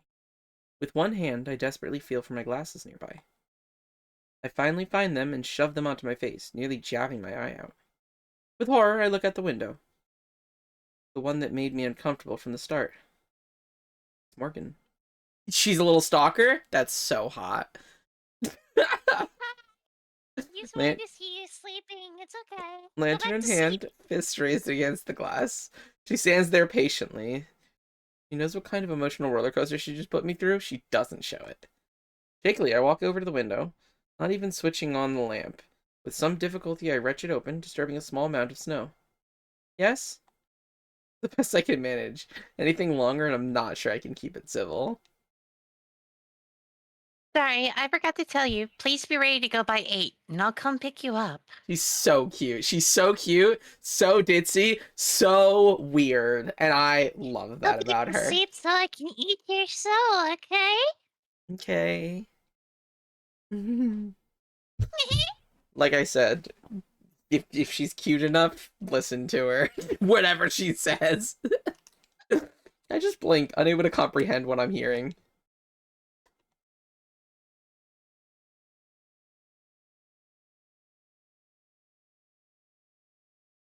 Hila? Is that okay? We could make it 8:30, but no later. No, 8 is fine. Is that all? That's right. Have a good night. Sorry I disturbed you. I slam the window shut and hobble back to bed. He doubled back in the snow and scared the hell out of me for that. I check the time on my phone. It's nearly midnight. 8 hours to sleep and then be ready to go. Going to be a long month, isn't it? It's 8 hours and 34 minutes later. I know because telling time is my phone's only remaining function. Yet I still check it constantly, like something might change. True to her word, Morgan was there to pick us up right at 8. The minor miracle that Tara and I were both ready to go. I don't know who had it worse, me waking up to my alarm, or Tara waking up to me banging on her door. Even now, she slowly eats a piece of bread from the kitchen, looking for all the world like a cow chewing cud. With each bump that the carriage hits, my tiny cup of coffee threatens to spill onto my hand. I'm not sure that I'd feel it. After answering Morgan's perfunctory questions about our first night, we spent the rest of the ride in silence. She didn't acknowledge at all how she had knocked on my window. Apparently, it wasn't remarkable enough to her to deserve another mention. I love that about her, okay? She's precious and wonderful. I watched from over her shoulder now as we approached the town. From the train last night, scattered lights made Isenfield appear to be a lot larger than it really is. Now in the daylight, I have to strain my eyes to pick out some of the buildings against the hills and snow. Tara's missing it all, staring at her feet. Crumbs litter the floor beneath her. I'm not a morning person either, girl. I get it. Morgan guides us along a path that I'm pretty sure is the same one as last night. Few villagers move out of the way of our carriage, not even turning to look. Must be a regular occurrence. Even though it's hard for anyone to see us in here, I still feel self-conscious. I clutch the bag of camera gear tight to my chest, hiding myself behind it. There aren't any other carriages on the road, nor anything bigger than a pushcart, though we still stand out, at least in my head. If the situation isn't at all awkward or out of the ordinary to Morgan, she doesn't show it. She pulls the reins, and the carriage comes to a stop in the road. There aren't as many other people up here, but what few there are give us a wide berth. And here we are. Kara finally perks up, the words clearly spoken for her benefit. It takes her a moment to realize that we've made an entrance, but as soon as she does, she's in showbiz mode. She leaps to her feet, throwing off the exhaustion like a disguise. Here we are indeed. She vaults out of the carriage, spinning circles like we're in the middle of a grand plaza instead of the middle of the street. I climb out more carefully and then scurry out of the way. Okay, this rules. It really does feel like we've traveled back in time. Buildings, all built from wood and stone, look like they've been there for centuries. The road that we're on, currently blocking, is made of cobblestone. It winds its way through the town, despite being covered in well-tampered snow. We are certainly a long way from home. Morgan doesn't disembark from the carriage, and instead calls down to us. The town square is right down this road, but if I take you there, I won't be able to turn the carriage around. It's always a pain when that happens. I'm going to open up my shop, but feel free to come by whenever you'd like. I'm sorry I can't show you around right now, but I'll make it up to you later. Where's your shop? Oh, right. She pulls a piece of paper from somewhere and dangles it towards me. I cross the road and take it from her. Unfolding it, I can see it's a map. Despite being hand-drawn, it's pretty coherent and legible. Certain buildings, like Morgan's shop and the local pub, are denoted by handwritten tags. At the middle of the road, where we're currently standing, she's even drawn a helpful "You are here" notice with a smiley face. She clearly planned this well in advance. That's adorable! That's so cute! Hell yeah. Cool, thanks! Feel free to stop by around lunch. I'll make you both something. Hell yeah, you're the best, Morgan. I think I just said the same thing, didn't I? Pretty sure I also said hell yeah. Thanks. Morgan gives us a brief wave before heading off to wherever it is you park horse-drawn carriages. I point in the direction of the town square that Morgan mentioned, wanting to get away from all the people who are currently gawking at us. We definitely stick out, if only because our colorful hair and clothes. Combined, their outfits have the color palette of a bowl of oatmeal. Although they stare, nobody really says anything, either too polite or too intimidated. Both Tara and I avoid eye contact with strangers as we hurry to the empty town square. Well, that couldn't have gone worse. There are a million ways that could have gone worse. If people looking at us funny is the only downside of this trip, then it'll be our best episode yet. I mean, ever. I wish you'd stop bringing that up. It always kills the mood. It was barely on life support to begin with. Tara rubs her shoulders, having stubbornly chosen not to dress any warmer today. Okay, ready to get your Terranormal on, Mads? I That's shrug what my we're camera calling- back. That's what the show is called, Terranormal. I love it. Uh-huh. Yeah. They actually do have a spin-off that is like mini episodes of Terranormal, I'm pretty sure, or something like that. I think I also own it. I shrug my camera back onto my shoulder and nod. I suppose there's no harm in spending a little time establishing the location. Might as well get some B-roll while we're here. One thing that both Tara and I have in common is that we're not really sightseers. I spend as much time in my room as I can, whether that's the hotel room while we're filming or my bedroom at home. Let's go, based. So as much as Tara loves our investigations and all the dramatic stuff, she'd probably totally skip the exposition segments if she didn't leave them to me. That means that we're pretty efficient at filming them. I turn on the camera and slowly turn in a circle, capturing the ground, the sky, and some nearby buildings for footage that we can splice together later. I do a slow pan across some of the houses, then frame and hold a shot of the path further into the village. A young couple passes by, holding hands, and they share a suspicious look at the camera as they go by. Yes, I'm editing that part out later. Most of the time, making paranormal videos is just me finding ways to stretch 10 seconds of interesting footage into a 10-minute video. That's something else we're both good at. The cold wind makes it hard to keep a steady grip, so I stow the camera and shove my hands into my pockets.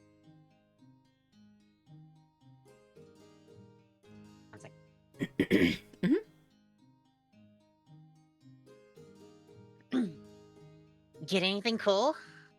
Unable to browse her phone like she usually does while waiting. Instead, Tara watches over my shoulder as I record.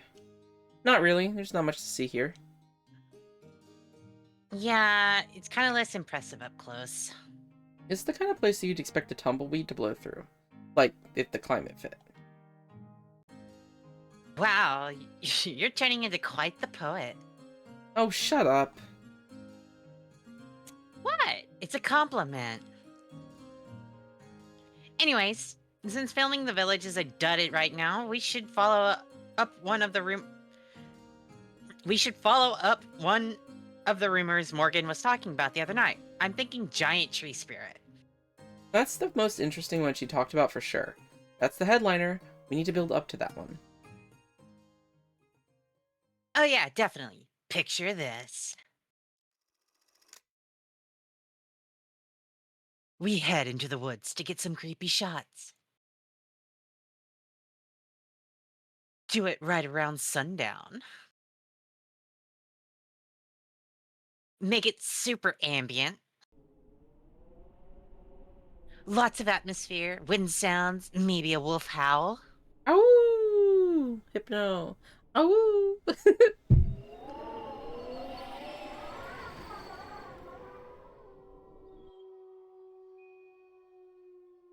You've got a good wolf sound effect we could use, right? Yeah, of course. Anyways, I do a narration over all that, introducing where we are and that we're out here looking for. Then we get a sound of a big branch snapping and just cut the video right there. Tara looks pleased with herself and glances back at me for approval. Takes me a minute to react. So, end the video on a cliffhanger. Yeah, I think so. We can definitely stretch the Eisenfeld stuff into a miniseries or something. We should be able to get at least 3 episodes worth of stuff out here. That sounds fine. A snapping branch is a pretty weak way to end it, though, especially since, like, we uploaded the video. Nobody's gonna wonder if we're okay or not. Oh, that's true. So you think maybe we just make one long vid or end it differently? Maybe a different ending. I'll think of something later. Cool. You're the best, Mads. I smile, but it hurts a little. I'm sure she's not trying to make me feel bad. She probably doesn't even know what I do. She probably doesn't even know that I do it. I just shrug, wanting to change the subject. You can also follow up on some of the smaller rumors. Like in her email, she mentioned mysterious lights out in the forest. Like a will-o-wisp? Aren't those actually real? You're the expert. You should know that, not me. Tara stares at me expectantly. Yes, they're real, but it's just swamp gas. Doesn't matter though, because we need to wait for nighttime for that stuff. Not very spooky during the daytime. In that case, we definitely want to talk to the locals. See what kind of rumors they've heard of, and that kind of thing. Right, that's definitely the smart thing to do. We both faced back towards the street we came down, where Morgan dropped us off with all those nosy people. Who just stared at us but wouldn't talk. Awkwardly. Or we could go get some more establishing shots from other parts of the village? I like that idea. We pick a direction at random and start walking. As we head further into town, it starts to get more lively, and there are more people around. That might just be the time of day, though. A couple folks shovel snow in front of their homes. A group of kids run up and down the street, accompanied by a sagging basset hound. A woman wearing what appears to be an entire bear for a coat shuffles past us. Takuba! Wherever we go, the villagers watch us unabashedly. No one makes any attempt to talk to us, and conversations fall silent whenever we come near. I wonder if there was just some sort of order given not to speak with us, or if it just happens naturally. I try to force myself to ignore it. We're not doing anything wrong, we're just a curiosity. The only interesting thing about us is our out-of-townness. Morgan said that there are rarely ever visitors out here. It's not hard to imagine why. There doesn't seem to be much worth visiting. Still, if they're going to keep this up, it's going to make those interviews even harder to do. Tara taps me on the shoulder, nodding in the direction of some of our observers. Is it just me, or is there kind of a creepy serial killer vibe going on here? Oh my god, can you not? Hey, I'm just kidding. Just trying to lighten the mood a bit. My reaction having ruined any chance at that, neither of us speak again. I unpack the camera again and film a few of the storefronts as we go. As long as I'm surreptitious enough, most people don't notice and thus don't change their behavior. Inevitably, whenever someone does see me filming, they tense up and just stare, ruining the take. Like they've never seen a camera before. Maybe that's not far from the truth. One thing I have to give to Eisenfeld credit is that there's more personality in its construction than I thought at first. Most of the buildings seem to be people's homes, but it doesn't take us long to find a few stores here and there. The names are simple and plain, like you'd read in the tabletop RPG book. Hinkle & Sons Tailoring, the butcher shop named the Hearty Sow, that sort of thing. When we pass by a tavern called the Bushy Beard, I can hear Tara snickering behind me. Do you think they have a barmaid? Do you think they have barmaids? Why, you want to audition? You need a job? Yeah. What?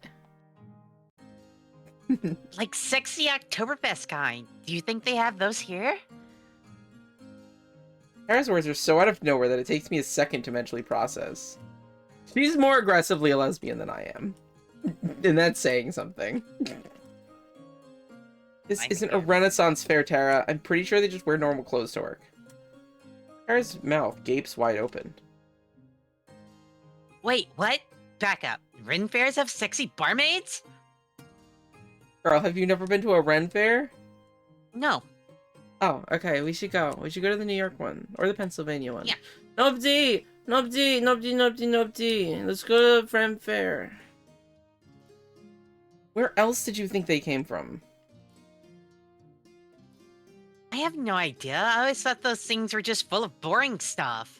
What? Not at all. They have swordplay demonstrations or time period appropriate foods. Some local experts will give talks or lectures on certain topics, and Like I said, boring stuff.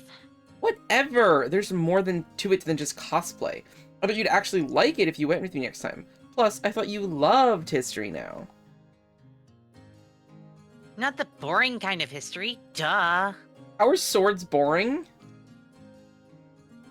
Whatever, Mads. She walks away. How did I manage to lose an argument she started? We cut a slow but steady course through the village. Despite how random the layout seems, it's impossible to get lost. All the roads seem to lead back into each other. I'm so used to the sounds of busy intersections and highways that the near silence here is almost unnerving. I can appreciate the serenity and calm of it all, but I think I'd go crazy if I had to live here, and I was crazy once. We're not even a full day in, and I can't help but... But I miss my cozy apartment and the convenience of city life. That's so me. Eventually, we take the path that brings us back to a familiar site. The town square that we visited right after Morgan dropped us off. According to my phone, it's been a little over an hour since then. Still too early to meet up with Morgan for lunch. Guess we can't keep putting this off any longer. I think I have enough of the town now. Do you want to start interrogating the villagers? Interviewing? I didn't even notice myself misspeaking. I must still have interrogations on the mind after meeting the mayor last night. Tara poses dramatically, hyping herself up for the camera. I'm not even recording yet. Time to put my game face on. As long as it's a game face that people want to talk to. Mads, when have I ever been anything but charming? She sighs. Yeah, I know. I'll keep it chill for these so we don't freak anyone out. But like, how do we do this? Just go up to people and ask if we can chat? I guess. I don't have any better ideas. This is how we usually do it, except usually people are more curious about who we are and what we're doing. Sometimes, after introducing ourselves, there are even people who have heard of us. That is definitely not the case out here. Hell, I wouldn't be surprised if Morgan was the only person in the whole village that uses YouTube. The only thing more awkward than just asking random people for an interview is them staring silently while you approach. But we don't have any other options. I hand the mic to Tara. At least I'm not the one who has to do the talking. Tara stands there with the mic in hand. And stands there. You good? Yeah, I am. Just give me a sec, okay? Okay. She psychs herself up by stretching and taking a few deep breaths. The whole time she holds the mic pinched between two fingers, like it's something she just peeled off her shoe. Once she's finally ready, she gives me a thumbs up and starts to walk again. I trail a couple meters behind, keeping her back framed in the middle of the shot. She moves with a determined stride, but I can see the microphone shaking in her hand. We pass by a few people walking around, but she doesn't stop any of them. Nor does she ask any of the folks outside the buildings, chatting or working or just sitting around looking bored. Just up ahead, a middle-aged woman smokes a cigarette, looking at nothing and no one in particular. Doesn't look like she's going anywhere, and she's not already in the middle of a conversation. She's the perfect candidate, and Tara must know it too. I wait for her to go up and introduce herself. I stand still and hit the record button, filming her approach. Except she doesn't. She walks right past the lady, whose gaze follows as she goes. I pause the recording and hurry to catch up, hissing Tara's name. I have to say it twice before she hears me and stops. What's up? What are you waiting for? We've passed like a dozen people now. Right, but none of them are the right one. Which one is the right one? You know it's impossible to tell. I'll know when I see them. Cute girl, huh? Cute girl? You're looking for a cute girl, aren't you? I fucking know your game, Tara. I get it, and I fucking support it. I roll my eyes, but I don't chastise her. She's trying her best. Oh, okay, here we go. Get ready. I follow her line of sight to figure out her prey. An older man, resting on a bench nearby. Broad-shouldered, with a long beard, he looks like a stereotype of a lumberjack. Like the previous woman, he stares vapidly off in distance, though clearly elsewhere. Once again, I plant my feet and set up the shot. I make micro-adjustments to the focus until I get it just right. The rest is up to Tara. Hello! My model is trans! Correct, the one that I currently have on is trans. Hello, Mama Bear Chelsea, welcome in. How are you doing? Hi, Chelsea. Hi, Chelsea, welcome in. Slowly, Tara approaches the man. Either he doesn't see her coming, or he ignores her. She glances at me for reassurance, which I give in the form of a smile and a nudging motion, telling her to get on with it. She clears her throat, grabbing the man's attention. He turns to her slowly and eyes her suspiciously. Then he notices me, the camera, and the camera, and he tenses up. I you am. I'm helping? very helpful. You are helpful. See? She's being a very good girl. That's why she gets to sit in my lap. Not off to a good start, Tara talks quickly, trying to explain the situation. Hi there, my name's Tara Breik. My friend Maddie and I are visiting from out of town, doing a report on Eisenfeld. I was wondering if we could ask you a few questions. Report? What kind of report? He relaxes just a bit. The man rubs his eyes warily, peering back and forth between me and Tara. I wish he'd stop looking directly in the camera. I slowly start to move laterally, trying to frame the two of them better, but he keeps shifting on the bench to watch me. It's an investigation on the supernatural. Rumors, ghost stories, that sort of thing. We've heard a lot of legends about Eisenfeld, and we're looking into them, trying to figure out what's true and what isn't. Figure out the truth, huh? The man mutters darkly, beetle-browed eyes still flipping between me and Tara. Chews his lip while he thinks about it. Something about his face strikes me as odd, but I can't figure out what it is. Probably just a trick of the camera or the light. Well, alright, I suppose I got the time. It takes Tara a beat to respond. We were both sure he was going to tell us to bug off, or worse. Great, thank you. So, can you tell me about Eisenfeld? Just what is life like here on the average day? That sort of thing. Clearly she didn't expect to get this far, and asks the first thing that comes to mind. She offers the man the mic, but he just stares uncomfortably until she retracts it. Right. Well, it's a good little town. Good and proper. Quiet. Real quiet. That's what I like about it. None of that city business. No noise and bustle. Out here, it's just you and nature. That suits me just fine, it does. So you're from around here then? Spent your life in Eisenfeld? Born and raised, and God willing, I'll die out here too. Never thought about leaving. Never had a reason to. Great, great. So then I imagine you know all about any local legends, right? As well as anyone. Any old village's got its stories. If you believe them all, they're goblin in the woods. Trolls in the mountains, and who knows what else elsewhere. Of course, it's only children who believe in those. So you've never seen anything weird yourself? Nothing unexplainable? Weird like what? By now, the man has abandoned looking at Tara entirely, and instead focuses on the camera, his eyes looking strangely focused. One of our friends here mentioned something about a big forest spirit, like a walking tree kind of thing. He sits up from his slouch, finally turning to face Tara. What friend of yours might that be? She's from around here, one of the locals. I have been summoned. Hi, Nicole. Even though we gave her a shout out on one of our videos, Tara's reluctant to name Morgan as our contact. Makes sense. Our neighbors surely feel different about us than our viewers do. Ugh, I'll bet it was that Fisher child, wasn't it? You know what's best for you, you steer clear of her. Nothing but trouble comes from that one. Nothing at all. Tara and I exchange a glance. Seems her thoughtfulness was irrelevant. At the same time, I'm suddenly a lot more interested in what this guy has to say. How are you doing, Nicole? Why do you say that? It feels like a strange violation of privacy to be asking the stranger his opinion of our host, but if she's notorious enough that anyone on the street knows of her, then perhaps we're better off knowing why.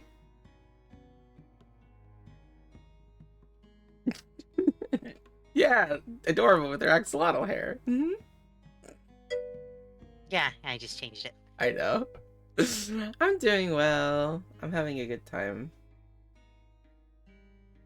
Fitting into the snow, our subject stands and turns his back to us. There are some questions you ought not be asking, miss.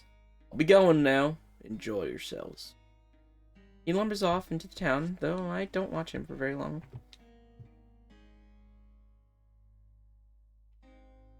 Questions we ought not be asking, huh? I'm not sure if that's a threat or not. For the sake of my anxiety, I try to tell myself it's not.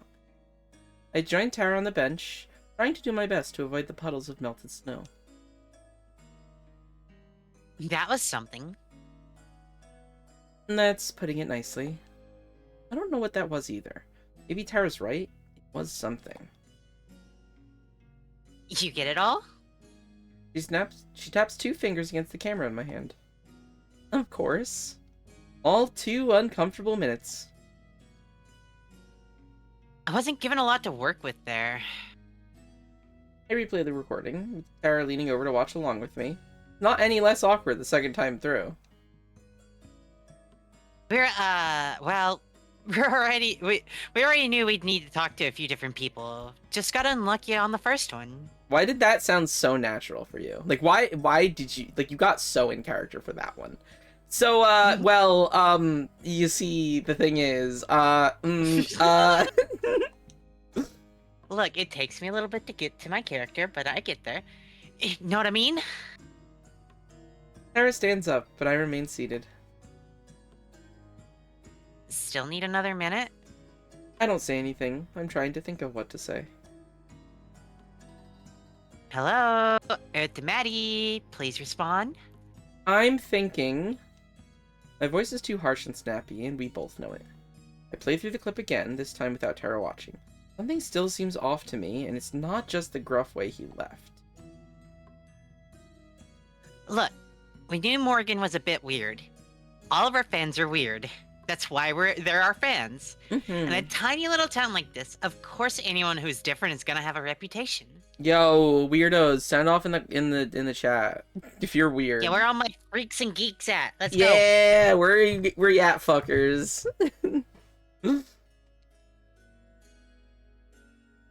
That doesn't make Morgan a bad person. Also, I like how our these outfits actually match quite well. I'm like so normal. You're like totally not normal. Please. Please, Chelsea. Please. Please, please, please. Please. You act like I don't know you. I don't know you. Hi. Girl. I'm Silica.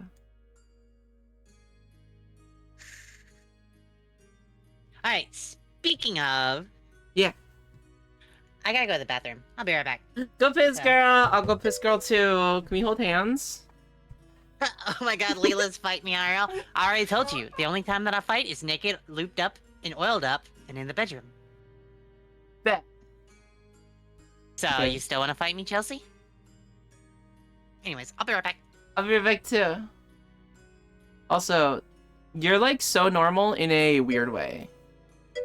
Yo, those ads were not from me. That was a coincidence, and I love that. I'll be right back for real. Bye-bye.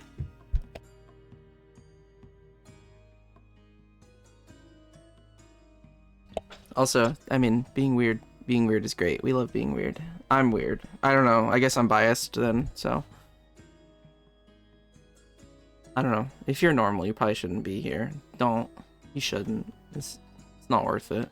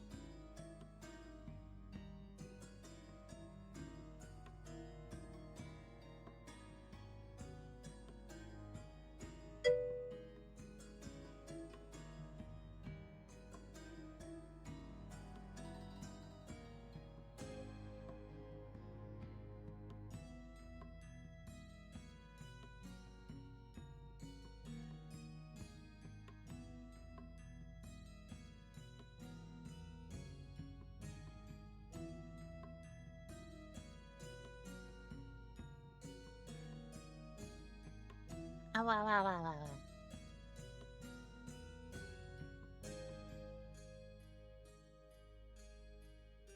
Chat?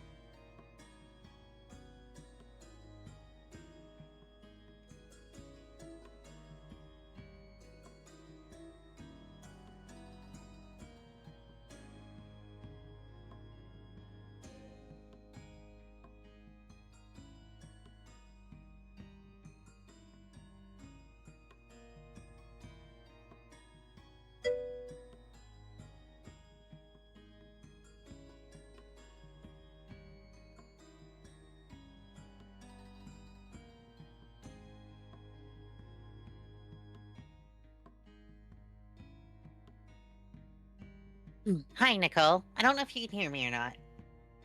I don't know if she's muted or whatever, but hello, everybody. I hope you're having fun. I know it's not like my usual thing. But yeah.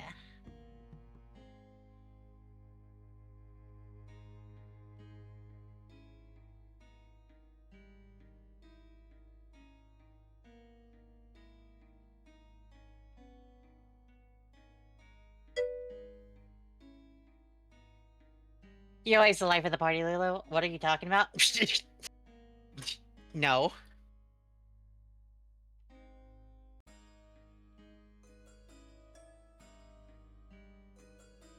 But I mean, people know me for sure. Like I walk into a room and people know me. Yep, there's that little short shit bitch. She's right there. Yeah, there's that adorable little short bitch. Who are you? Oh, Panda. Panda. Oh. Such slander, such nonsense. I call it the highest tier of bullshit. No, if I'm saying it about myself, it's not slander, it's the truth. Yo, people are slandering you again? Let's go. Yo, what else is new, right? Also, I am still making coffee. my watch streak reset. No. How? Wait, but you were... How? I don't know. Twitch, why? Twitch, why? I always have this issue. Like, when Yeah, this first right? rolled out, Right? I've never had a watch streak higher than like 20 or 30 or something. Like, it always resets even if I'm there every single fucking time. And then Fish, lover. Did a fucking 250 streak or whatever. 255. like when it first rolled This out attorney. We're doing in this- Christie's, No, it's not this I one. was It's not I this was one. on It's the other a one. 2-stream streak for like 3 months. I guess I need to blow myself up a little, huh? There, now we look a little more matching. I could throw the coat on, and then we'd really be matching, but I can sit back down. Actually. Hi, chat. Welcome in, Rebecca.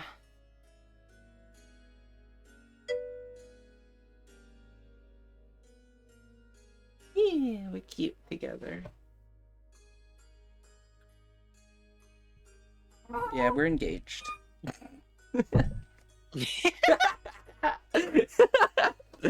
So cute. We're engaged.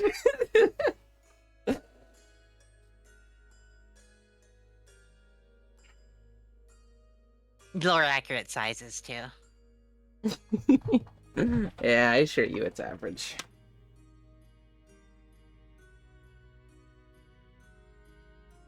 Yeah, is it? Yeah. Uh-huh. Yeah. But, quote 5. Quote 5! That one's only quote 5. No, thanks I grew it myself is quote 5. Thanks I grew it myself? Thanks I grew it myself. Quote Dumb. 55? That's what I say about my boobs. And people Quote are like, damn, your 55? tits are nice. I'm like, thanks, I grew them myself. Yeah, quote 55 I'm pretty sure. Leela, I need to know your size of clothes that you wear so I can order your Oxalotl onesies to be delivered to your house. That's not creepy at all.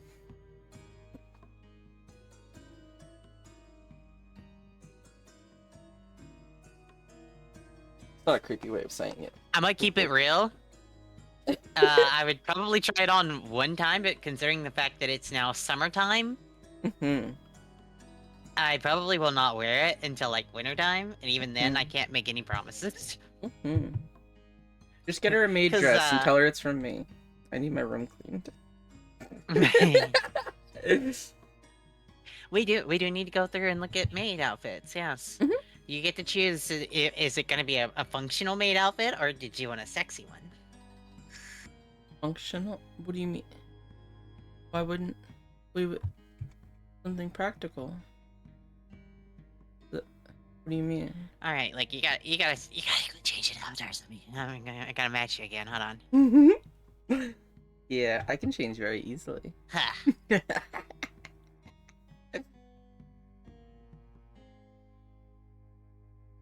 You whore.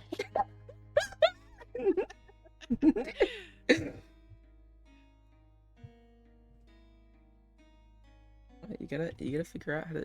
Oh wait, I can't do the green. True, true. Do the one with the lime green hair? Amazing. That one's so cute. Okay. Yeah. That one's so cute. Yeah. Here we'll match. Yeah. Just two girls in their gender dysphoria hoodies. You know, I could have been this whole time in a different pose. This whole time. Definitely not that one. I forgot that I just have these. Look. I'm framing her perfectly. Open arms! Babe, look. I can give you a hug. Aww. And look, it's me in my normal state. Sassy. You're Also, I fucking think- sassy all the time. You are correct.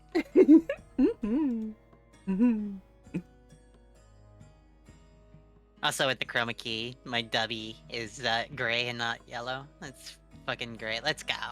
Let's go! You know, like, yeah. Yeah. Well. Flex on the haters. I have so many. Hey, babe. Here, let me dust. Let me. Here, you look a little cold. Let me warm you up with the tails.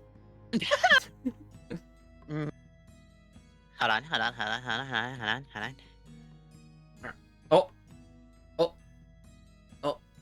Wag the tail. Nice. No, don't look at me. No, don't stop. Wait, that might be a little bit. No. Mm.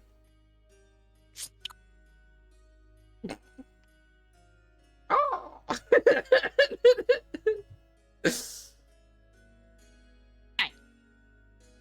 Okay, we can go back to the actual stream. Sorry, folks. We are now going back to your regularly scheduled program. Yeah, scheduled programming. I'm assuming you read this? I did. It's so long, so I have no idea. I'm not saying she's a bad person. I didn't say anything. But, if you had to ask, I'm sitting here thinking it's really freaking shady that a guy just guessed we were here with Morgan. And then, that he got up and left as soon as he found out. That's not normal. That's not something that's happened to us before. Great. That means we're on the right track. If they're hiding something, then that means there's something to hide. Have you completely lost your mind? This is ridiculous. Yes. Nopsy! Hi, Nopsy, look, we're using the... Nopsy, look, we're using the thing! Nopsy, look, slop! Nopsy, look, slop! We also have the slop on here, but it covers us up. Shame on both of you for not letting me know this was happening. Leela did let everyone that was in her stream at the end of the stream know. I posted Yeah. on Blue Sky. Leela posted in her server, I assume, and that's why people are here. This is ridiculous, even for Tara. I can understand her wanting to give Morgan a chance, but to actually be buying into her nonsense?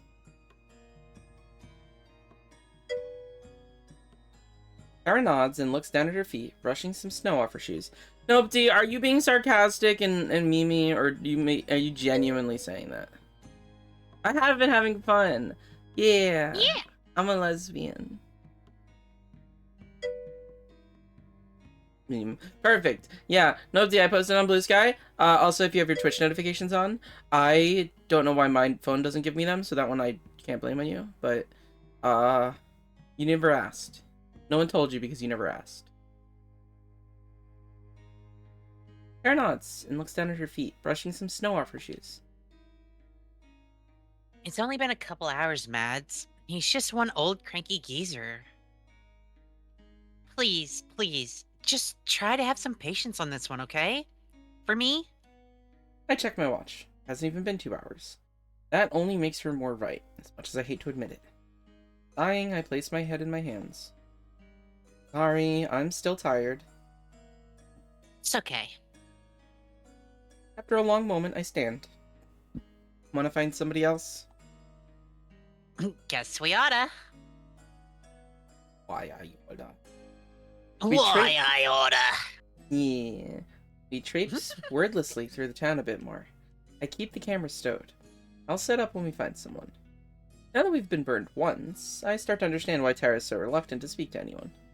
What once seemed like people tightening their clothes against the cold, seems more like turning their shoulder towards us. A suspicious number of folks look away from us to cough.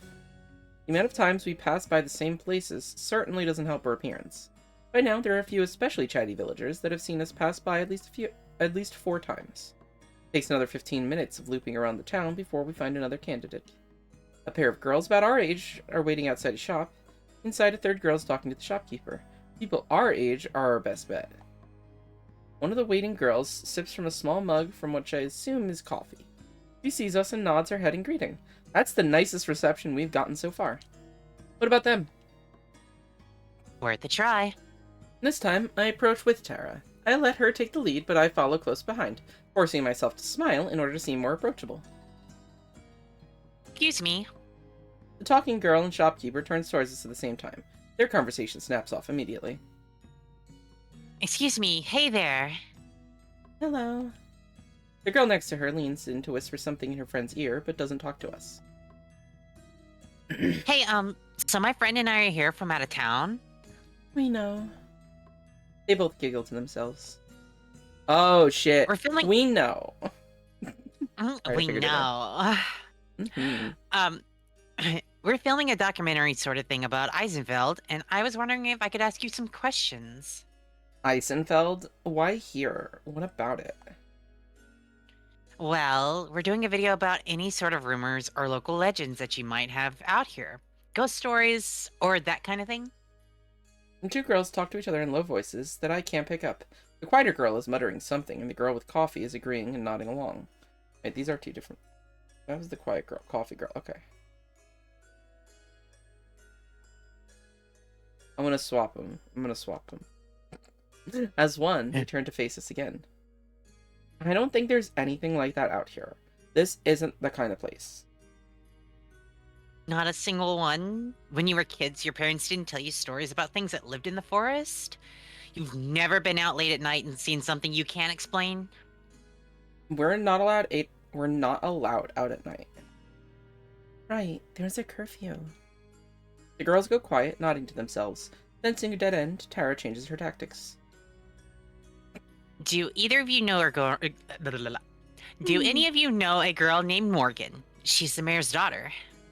The first girl, the one with the coffee, grins at that and pulls at her companion's arm. The other girl swats her away, face turning pink. Oh, I'm pretty sure everyone knows her. She smiles devilishly at her embarrassed friend. Some of us better than others. Oh my god! Ex-girlfriend! Cute! Aw, the quiet girl. And she's with the weird kid. Ah, that's adorable. Yeah. What's she like? Why is she so famous? She isn't bad. She's just... She's trouble and you know it. Staying out after hours, sneaking around town. She spends a lot of time out in the woods too. Sometimes overnight. What do you think she's doing out there? If there's a particular conclusion we're supposed to have reached, it's lost on me. Still, can't be a coincidence that we're 2 for 2 now on people being weirded out by Morgan. 3 for 3 if I count myself. Do you think there's something out there?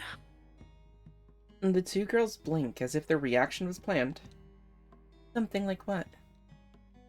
Tara shrugs. No idea. Like I said, that's what we're researching. I don't think you'll find anything like that here. I'm sorry, but this isn't a very interesting place. Right. I stride away, leaving her behind. I head to a corner between two buildings out of sight of the girls we spoke to. Tara catches up, then leans against the wall next to me. That didn't go much better. Really? You think? Was it just a coincidence that these two other random people we happen to have met happen to have the same opinion of Morgan as the first? Didn't tell her mom, the mayor of the whole town, that we're going to be staying in a cabin that her mother probably owns. For a month. She rambles off stuff that makes any one of our videos look like an episode of Scooby-Doo. And then the next morning just dumps us off in the middle of the village. We haven't even been here for a day yet. We've seen our host for like an hour tops. And we were practically asleep for most of that. How am I supposed to have a good opinion of her so far? Well, yeah, she's gotta work. Come on, Mads. Have a little faith. What's the worst that can happen? The lead turns out to be nothing? Like the other 200 times before? Some girls gossip about us. An old bum tells us to get lost? She's not wrong. I mean, to be fair, like, yeah, you did fucking small town. What the fuck are they gonna do, huh? Like, they're not even on the internet. Like, you literally said it yourself. No one else in the town even knows what YouTube is, probably. 207. The worst part is the whole town hates us, while we're stuck here after spending thousands of dollars to cross the world. To live in a wooden cabin with no phone service and barely any internet. For a month. You've got to see the problem here, Tara. Tara sighs and throws up her hands. Okay, so what? What is it that you want me to do? We're here and you hate it. I get it. So what's the solution? What is it you're hoping for here? Like I said before, let's just deal with it. Make the best of it if we can, and try to have some fun. That was the whole point of this thing. It was supposed to be fun. If she's trying to encourage me, she's doing a terrible job of it. Whatever. Let's just get this over with. And this time, don't mention Morgan. If nobody here likes her, then you're probably better off not bringing her up. See that she wants to say something, probably argue, but then she deflates and nods. Okay, no Morgan. He goes quiet for a moment, staring off into the town. Takes a breath and sighs, visibly relaxing. She starts to lead the way, not looking back at me. I feel a sharp pang of guilt as I stare at her back. I did promise to try, and here I am again, making everything worse. Tara. She stops in place. Sorry, again. Really? She smiles a bit sadly, but shrugs. I get it, Mads. We're cool. Let's go. There's a lot more paranormal in our future. Eisenfeld seems to have been built so that no matter what, you're always walking uphill. We make our way up yet another one past the low crumbling wall and a few more houses. As we make our way up the street, a bitter-looking old woman with a broom stops what she's doing and eyes us. We've walked this part of the road several times now, but she wasn't here before. Hey, you! Who are you? You're not from around here. Last part is definitely a statement, not a question. Tara slows down just a bit to mutter beside me. Looks like we found number 3. Tara immediately puts on a friendlier face as we approach. Good morning, ma'am. You're right, we're not.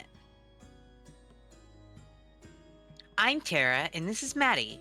We're here doing a research documentary on Eisenfeld. Would you mind if we asked you a couple of questions? She's so cute. Look at her. She's so cute, little pet. So cute. About?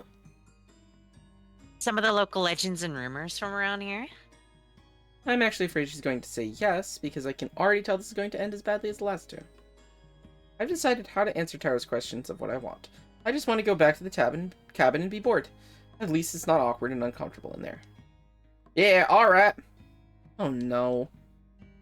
Great, thank you. So, we've been hearing a lot of stuff out in the woods, like... You are? Who told you that?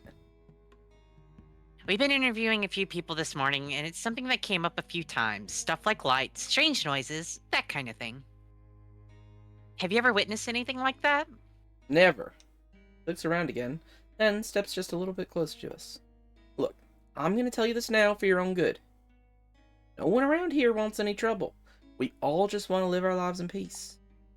That's what Eisenfeld's all about. Mayor Fisher does a damn good job keeping things nice and orderly around here. We keep to ourselves, and I expect two of you to do the same. She nods solemnly, the interview clearly over. Just as useless as the other two. As we go, Tara waves over her shoulder. Thank you for your time. She's so cute!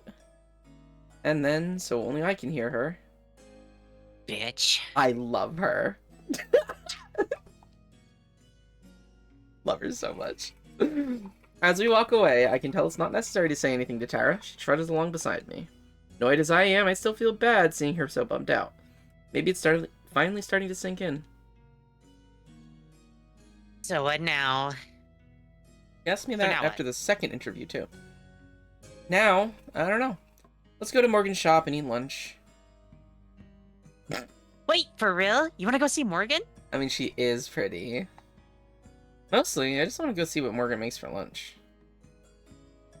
I'll take it. But hey, can you I'll be cool, don't worry. She smiles, relieved. Yeah, I know, sorry. I know you will. I take out the map that Morgan gave us this morning. By now, I've been through the village enough times that I can mostly navigate there by memory. What kind of shop does Morgan run? Do you remember? I think she said it's an antique shop. What do those places even sell? Antiques?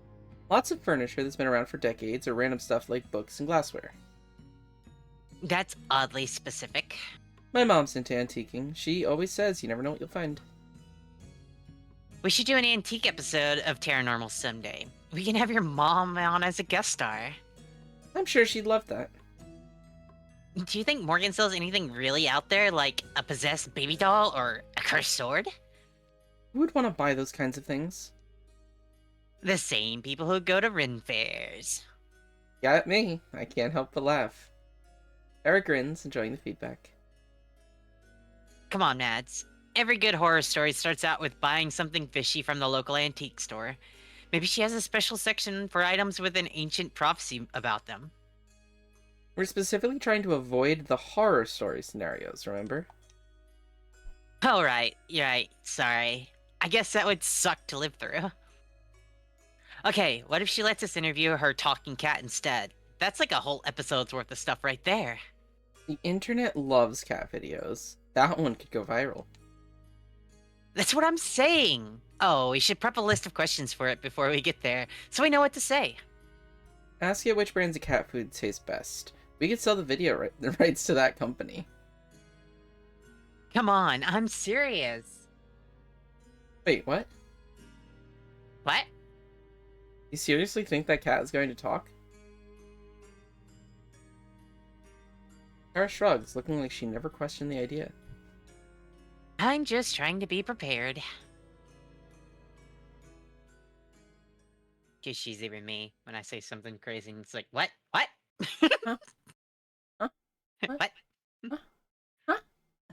I thought she had gotten the picture after that last interview went awry, but still seems like she's giving Morgan some benefit of the doubt. Not even worth arguing with her over. She'll see soon enough as is. I check over Morgan's map again. We're definitely in the area, since it says her shop is right by City Hall. Problem is, while her map shows how to get to the general area of her shop, it doesn't say which building it is. And there are several buildings that could fit. Do you think it's this place? It has to be. Kara's stomach growls loudly, and her voice was more like a plea than an affirmation. Go check. What? Check what? Like, go check if it's her place or not. You have to dip. Yeah, of course. I hope you have a wonderful night. Thank you. I appreciate it. Thank you so much for stopping by, Nicole. Have a wonderful things to do, and then have good nightly festivities, whatever that means. I hope you enjoy. Thank you for stopping by. I appreciate it. Have a good one, Nicole. Absolutely not. I'm not going to just potentially walk into someone's home. What's the big deal? It's not. If it's not her place, we can just ask for directions. No way! Trespassing is your thing, not mine. We go back and forth like this for a while, and right before we finally decide to settle it with rock, paper, and scissors, Morgan herself pokes her head out the door. Hey, She's you so two, I'm... cute! Sorry, she's Hey, so you cute. two, I'm in here. For the first time since she met us at the station, I'm genuinely relieved to see Morgan. Morgan holds the door open, a book under her arm, and a cup of coffee in her free hand. I don't see either of those, but okay. Tara turns to me and talks in a quiet voice. Ready to uncover the ancient treasures? Lead on, Indiana. She doesn't need telling twice. Tara practically dashes the rest of the way inside, nearly bumping into Morgan as she goes. I nod stiffly at her as they enter more slowly. The door slams shut behind us. Morgan flips the sign of the door to close, although it's nearly invisible from the outside. Her shop looks just about how I expected. Piles of junk are strewn across chipped shelves. Many items aren't displayed so much as they appear to have been tossed and then forgotten. A thick layer of dust covers everything. Tara's already bobbing around the store, examining some worryingly fragile ceramics. Morgan passes by her and back to the front counter, where she sets down the book she was carrying. Its title catches my eye. Complete collection of classic fairy tales. Cute! The book looks extremely old. I wonder if it's an item for sale here. So, are you done looking around town? If she has any guesses, what kind of response we got today? If she has any guess what kind of response we got today, she doesn't show it. She's still impossible to read. I've seen enough for today. Can we still take you up on that lunch offer? Sure thing. I've got something on the stove already. I figured you'd be coming over soon. Stove? Your store has a kitchen? Yeah. I have a living space set up in the back since I sleep here most of the time. Feel free to look around. I'll be back. It disappears behind a curtain leading to another room, leaving us surrounded by treasures. When the whole town feels like an antique, a rocking chair and a few pieces of farming equipment probably aren't the biggest draws. I'm surprised she's even able to keep the place open. Tara's enthusiasm doesn't seem to have dimmed a bit, however. She takes time to examine each piece, turning it over in her hands like she's appraising fine art. At least one of these is probably cursed. Oh, yeah, definitely. Probably the grandfather clock right over there. No way! That's too easy. Even if it is cursed, it's probably something lame like making your toe hair grow twice as fast. But this, well, Tara takes an item off the counter, holding it close to her chest. this is a big leagues. You want a curse that's gonna last for generations? You use this bad boy. These little piggies. Hey, you think Morgan would mind if I brought my Ouija board in here? As she says that, she puts a pig lamp back in its rightful place, where it can't hurt anyone. I wonder how that works, actually. Like, if you bring two cursed objects to the same place, do the evil spirits get into a turf war? Or do they team up to defeat humanity? Did you seriously bring the Ouija board again? That that Ouija board has been on every that Ouija board has been on every single trip with us. Besides, it fits in my suitcase. I pick up a small ornament from a shelf nearby. It's a snake made out of crystal. There's no price tag attached, if you have to ask. Morgan pulls back the curtain she went through. Okay, food's ready. He comes out carrying an enormous tray that's probably also an item for sale here. On the tray are steaming bowls of some kind of soup, as well as a pitcher of water and a loaf of bread. She sets the tray down on the counter, doling out portions to each of us. Hesitantly, I try a spoonful of the soup. It's delicious. It has a rich and meaty flavor, but isn't too heavy. And it's hot, but not too hot to gulp down. I dip some of the bread into the broth. That's delicious too. Everything here is definitely homemade. This is really, really good. Yeah, it's amazing. Thanks. Let me know if you want more. Morgan stolidly keeps eating, the praise barely seeming to register on her. It's a shame. That's probably the one nice thing I'll have to say to her all trip. Once she's finished, Morgan... Yeah, fucking ruthless. Once she's finished, Morgan picks up her book and starts to read again, while Tara and I are still in the middle of eating. I glance over at Tara, who is very intently staring at her spoon. She finishes her bowl and rattles the spoon around a bit. Can I take you up on that refill? Chorus. Without looking up, Morgan picks up both her book and her bowl and heads into the back again. She emerges a moment later with a fresh serving of soup, which she wordlessly sets down in front of Tara. Only after we've both taken our last bites does she finally close the book again. All done? Yeah, thanks. I'm done too. Thank you. Let me get these out of the way then. She hauls away all the dirty dishes before rejoining us at the counter. So, what are your plans for the rest of the day? I fight back the urge to tell her that she should be the one making plans for us and showing us around. At least this way I can go back to the cabin sooner. We're still figuring that out. We haven't gotten to see you much, so we decided to come over. Oh, right. I'm sorry about that. I'll take a couple of days off starting tomorrow. You sure? We don't want you to miss out on any business or anything. Yeah, business. Uh-huh. Don't be mean, Mads. There aren't that many customers who come through. You're the first ones all week, and you don't even count. I'm not sure how I'm supposed to react to that, so I don't say anything. I love that. I love that. Getting a taste of her own medicine. Ah, beautiful. So sapphic. That's too bad. You've got a lot of cool stuff. I was looking around some while you cooked. I wouldn't get too excited. I just make up interesting stories for the items so they sound more entertaining. It helps pass the time. Right. Morgan says it so casually that there's no way she knows just how relieved I am to hear that. It lines up neatly with what I already suspected, that everything Morgan included in her email is even more made up than usual, and that this is all a colossal waste of time. Most likely, she's a fan of the show who wanted to trick us into coming out here and we fell for it. Hook, line, and sinker. Tara has realized any of this. She, of course, doesn't say anything. But, judging by the way her enthusiasm vanished, it seems like she's starting to get it. Again.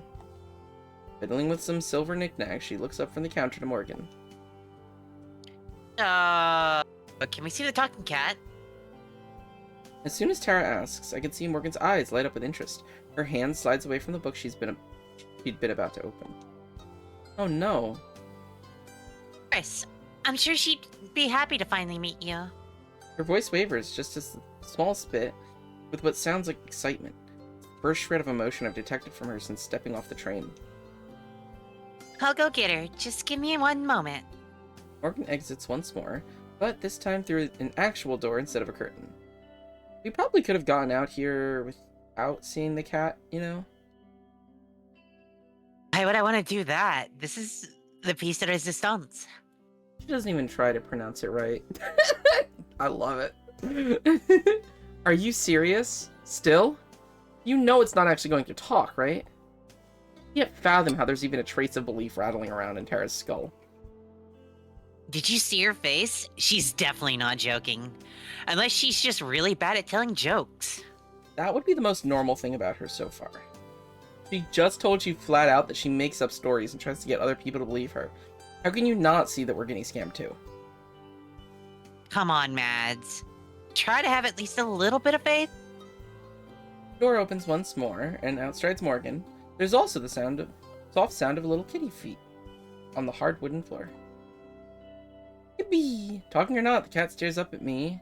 The cat staring up at me is undeniably beautiful. Its white fur seemingly glistening like snow, and its eyes are a piercing azure blue. Tara leaps from her seat and crashes to her knees. The cat doesn't flinch at all despite the commotion. Oh my god, I love her! I love her so much! That's me to all of the women. He looks up at Morgan, eyes as wide as dinner plates and fingers wriggling. Can I pet her? Please tell me I can pet her. She's so fucking cute. Oh my god, I love her.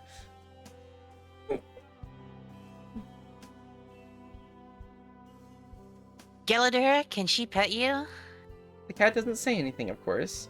It does rub against Tara's waiting hand, though, causing her to let out some sort of mix between a coo and a sob. I can tell Tara just got her money's worth out of the trip. Go on, say something. There are the two people I've been telling you about, Tara and Maddie. Morgan gestures as if introducing us to her. She looks between the cat and us expectantly. Seeing its master's attention, the cat goes from nuzzling Tara's hand to nuzzling Morgan's leg close by. She meows happily. The cat, not Morgan. Come on, you're going to make me look like an idiot if you don't say something. Morgan uses her foot to nudge the cat towards Tara, who's still crumpled on the floor. The cat indignantly tries to escape, her claws scraping uselessly against the wood. Finally, Gelladora scurries away, sitting down and licking a paw. Her tail swishes rapidly as she and Morgan stare at each other. And then, absolutely nothing. What a surprise. The cat just sticks his tongue out. Look at it. I'm not even disappointed, just vindicated.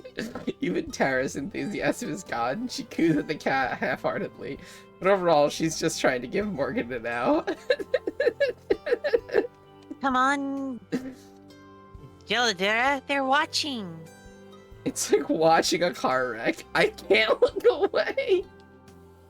Morgan sticks to her act, scowling at the wholly mundane cat. It doesn't seem to faze Gellador, who simply yawns and settles down on the floor, just out of Tara's arm's range. Whatever previous excitement she had just about evaporated, and is instead replaced with some kind of mixed frustration. That's when I start to realize the horrifying truth. She finally looks away from us, twisting her fingers together and gritting her teeth. When it seems like she's decided on what to say, she turns back to us. Sorry, I don't know why she's being so stubborn. Well, you know how cats are. Tara manages an extremely fake laugh as she gets up and steps closer to me. Tara was right about one thing after all. Morgan wasn't lying to us. But now Tara's realizing where she was wrong. Morgan's also crazy. And that makes her even hotter, to be fair. It doesn't seem like she's acting. It seems like Morgan's genuinely shocked that her cat didn't greet us by name. She talks to me all the time. I told her you two were trustworthy. That should be enough. It's fine. I'm sure she's just shy. Don't worry about it. Yeah, she just met us. We've got plenty of time for her to warm up to us, right? Oh yeah, exactly. We should probably just give her some space for now and try again later. Maybe in a few days. At this point, I don't care. It's a good thing I've played along with everything so far, because it allows us to make a diplomatic exit. I guess you're right. Still, I'm sorry for the inconvenience. She'll get over herself soon enough. She glowers at the cat, who's still napping peacefully. Yeah, I'm sure. Tara steps back away from the counter and into the display area again. Anyways, thanks for lunch, Morgan. We really appreciate it. We, have a couple more places we wanted to check out today, so we'll probably head out again. Okay, come back here when you want to ride back to the cabin. I like that the music is making her more creepy, and it is making me more attracted to her. Her expression is back to unreadable. Right, sure. Thanks so much. Good meeting you, Gelato. Gelato. Tara waves at Gelladora, whose ear twitches, but otherwise can't be bothered to acknowledge us. Heavy door slams shut behind us as we step into the cold. I wonder if Morgan will remember to switch the sign back the other way. Outside, the wind has picked up a bit, and there are clouds starting to close in. The nice day that had been shaping up seems like it might not happen. Alright, so I'll admit that was kind of awkward for everyone involved. Great, I'm glad you can admit it. That doesn't help us any. Next time we see her, we just won't bring up the cat. Hopefully she won't either. We can just pretend it didn't happen. Next time? What do you think is going to happen next time? That she was saving the good cryptids for the second time we hang out? We can ask her about the spirit or the lights, that kind of thing.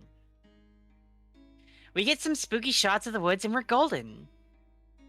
We're pros at making that kind of content interesting. Usually, we at least have something to work with. She made it up. There is no dark side to this sleepy, boring mountain town. It's just a boring mountain town, and she pretty much straight up admitted to that.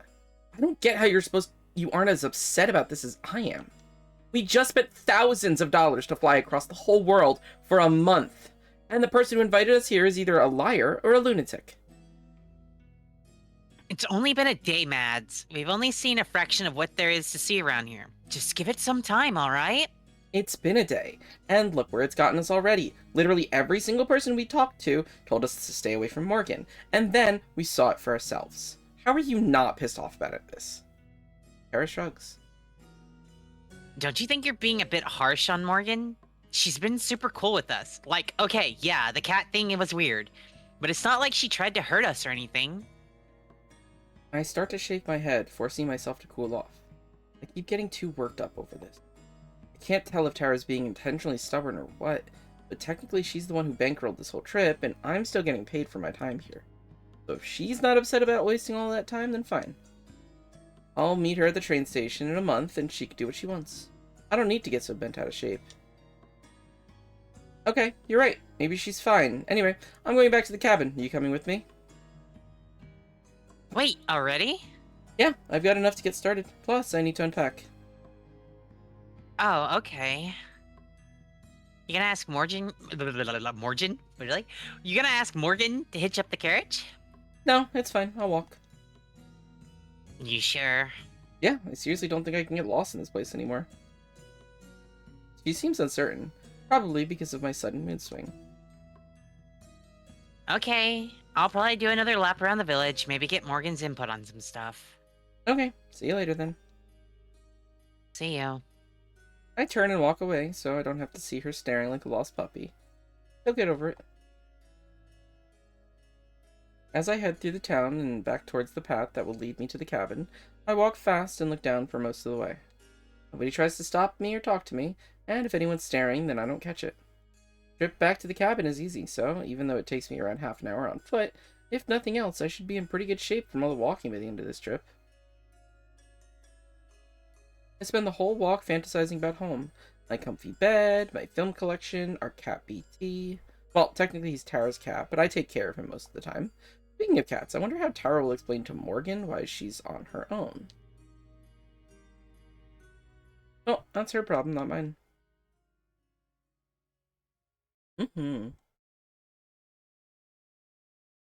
Alone, the cabin is oppressively silent. I turn on the heater, partially just for the white noise. Soon, its rumbling fills the air. I grab an apple from the small bowl of provided food, and then head into my bedroom, setting up my laptop in bed next to me. I usually try to watch a film a day, but that's difficult when I'm traveling. Now's the perfect time to catch up, though. I open up my library and start scrolling through, looking for something I haven't seen before. Ideally, a comedy, or at least something with a happy ending. I have just gotten through the L's when there's a knock at the front door. I drop my apple. Who would be knocking? Tara and Morgan both have their own keys. The knocking comes again just seconds later. Whoever's out there is super impatient.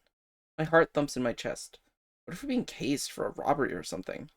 I had my laptop under the blankets as I hurry into the living room. There's a third knock right as I reach the door, and I peek outside to see a shock of orange hair. It isn't Morgan, but instead her mother. Look, I get to talk to myself now. Yeah, let's go. Let's go. I open the door right as she prepares for her fourth knock. How fast does she think I can walk? Good afternoon. Good afternoon. Madison, was it? That's right. I'm coming in. She pushes past me, not even giving me time to fully realize it wasn't a question. Well, I guess she does technically own the place. Inside, Evelyn surveys the area slowly and impassively, as if judging our taste in luggage and belongings. How can I help you? I want to make a good on our promise from last night. To talk. Please, have a seat. She moves some of the stuff on the couch, gesturing for me to sit. I obey, too taken aback to do anything else. How was your first day in Eisenfeldbin? I trust you found everything very accommodating and everything to your liking. It was fine. Everyone's been very kind to us. Wonder if she'd been surprised at how the villagers treated us. Seems better to just pretend everything went well for the sake of not offending our host. Good, good. Where's the other one? The other what? The other one with you, Tara. Oh, she's still at Morgan's shop, I think. Evelyn raises an eyebrow, though her eyes betray no curiosity. Looks like a purely symbolic motion. Is she now? I assume then that you found something not to your liking there. Her gaze is piercing, and I absent-mindedly tug at my scarf. I can't get a read on her, neither her intentions nor her feelings. It was fine. I just wanted to come back early so I could take a nap. and get started on editing the footage we took. I hope my lie is convincing. I don't want to tell her that I think your daughter's crazy. She doesn't seem to question it. I see, I see. Did she show you that awful cat? Elidura? Yes, so she did. I hate that creature. Always underfoot, getting in the way. I just sit quietly, not sure how to respond. Anyway, Madison, please, tell me about yourself. I didn't have much forewarning about your arrival, so I'm rather in the dark. Her tone is suddenly friendly, but not warm. She smiles, but it doesn't seem to fit her mouth. Her lips seem to stretch a bit too wide. I'm probably just imagining it. As concisely as I can, I tell her about paranormal and the kinds of things we investigate. Throughout it all, she doesn't express any opinion one way or the other. Just nods occasionally. And what brought you to Eisenfeld? I hesitate. How much has Morgan told her? Anything? Morgan told us there are a lot of ghost stories and legends around here. Lights in the forest at night and whatnot. Tara really liked the sound of a vacation out here. Evelyn sighs deeply. It's jarringly melodramatic after her total apathy during my explanation. That daughter of mine, always lying and making up ridiculous tales. It's been the same her entire life, hysterically dragging people into her fantasies. It's something I've never been able to knock out of her. She shakes her head sadly, standing up from the chair she'd been occupying. I'm sorry to say that you're simply the most recent victims of her lies. It's a pity, but you won't be finding anything like that out here. Besides, it's dangerous to go into the forest, especially at night. We wouldn't want anything to happen to you, after all. After all, that's why we have these rules we do, for the safety of everyone. I hope you'll enjoy the rest of your time here in Eisenfeld, though, as disappointing as it might be. It's nearly the exact same thing that the people we interviewed in the village itself said. It's almost like they rehearsed the answer in advance. With long, deliberate strides, Evelyn crosses the living room to the front door. I'm sure I'll see you again. She doesn't wait for me to respond, she just leaves, the door slamming shut behind her. I do like doing that accent. It's fun. I sit in silence for a while, unsure what to make of it all. So, Morgan's own mom thinks she's as ridiculous as I had suspected the whole time. That's pretty damning. Hi, Bill! Though I doubt it will change Tara's mind about anything, I'll have to let her know when she comes home. I stand up and head for my bedroom, passing by the chair that Evelyn had been sitting in. As I go, for a moment I swear I could feel a breeze, frigid and cold. Jeez, the entire town is ghosts. But the moment the thought crosses my mind, the sensation is gone, like it was never there. Shivering, I return to my warm bed and laptop, and to a long overdue break.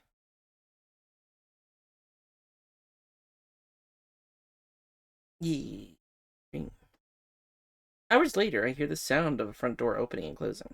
I peek out of my bedroom, worried that I might be the mayor letting herself in again. It's just Tara, though. Alone. Been a few hours since we parted ways, and I'm not as annoyed with her anymore. So, even though I'm kind of tempted to just put my headphones in and ignore her, I get up and head into the living room. She stands at the sink, flipping through a notebook. I knock on the edge of my doorframe as I enter, so that she can hear me coming. Hey! Hey. Rather than looking at me, she keeps reading her notebook. Well, pretending to. There's no way she could actually be reading as fast as she's turning the pages. I decide not to call her on it. No point in starting another fight. How'd it go? About the same. Is that good or bad? She doesn't respond. She must be really upset about this morning. It's not like she's being unreasonable. Now that I've had some time to rest and recuperate, I feel kind of bad about being so harsh towards her and Morgan. Morgan's mom came by earlier. That gets her attention. She shuts the book, and turns around. Gotcha. Really? What for? Just wanted to introduce herself. Told her a bit about who we are and what the show's about. What'd she think? I don't know. She didn't really say much. She was really weird. Like, in a different way than Morgan. She seemed really intense, I guess? But what I mostly remember is how she was glaring the whole time. Never seemed like she was anything other than angry about something. Smugly, Tara holds up a notebook she was perusing. I know you're gonna call BS, but Morgan was telling me a lot of stuff about her mom. Like some seriously crazy stuff. You wanna read it? She offers me the notebook. It hangs limply, a giant frown in the air. She's used to that thing for so long that it's lost all its rigidness. I shake my head. I'll take your word for it. I've heard enough crazy stuff from Morgan for one day. I don't need to hear theories on how her mom's actually the spawn of Satan or something. Figured. Make any progress with the new vid? She gets at least 2 lines, see? Not really. We're gonna need more footage before there's enough to really get started. That means you're coming with us from now on, or what? Yeah, I will. Sorry for being bitchy earlier. Again. Don't sweat it. She strikes a pose. Just make sure to bring your A game. I roll my eyes, but I'm smiling. Even though we bicker a lot, I'm truly grateful that it's always easily patched up. Yeah. I can't promise that I'll buy into a word of what Morgan says. Least I can do is try to be polite about it. The tension is resolved. Harry yawns and flaps her notebook at me again. Alright, well, I'm gonna hit the hay soon. What about you? I'll probably watch a film first. I'm not that tired yet. How many times can you watch 2001 without getting sick of it? 2002 times. I don't know, but I intend to find out. Tara and I each head back to our bedrooms. As I go, I feel a bit better about everything. Just because I'm quitting the show doesn't mean I want to lose Tara as my best friend. We've been friends for over a decade, so of course we've had our disagreements and arguments. I think the longest we've ever gone without talking was a month. Still, over the last few days, it's felt like we've been coming dangerously close to saying something that goes too far. Either one of us. And thinking back on today, I can't really pretend that I'm not the one who was mostly at fault. Even when I'm aware that I'm losing my cool, sometimes it feels like it's hard to stop. That's so fucking real.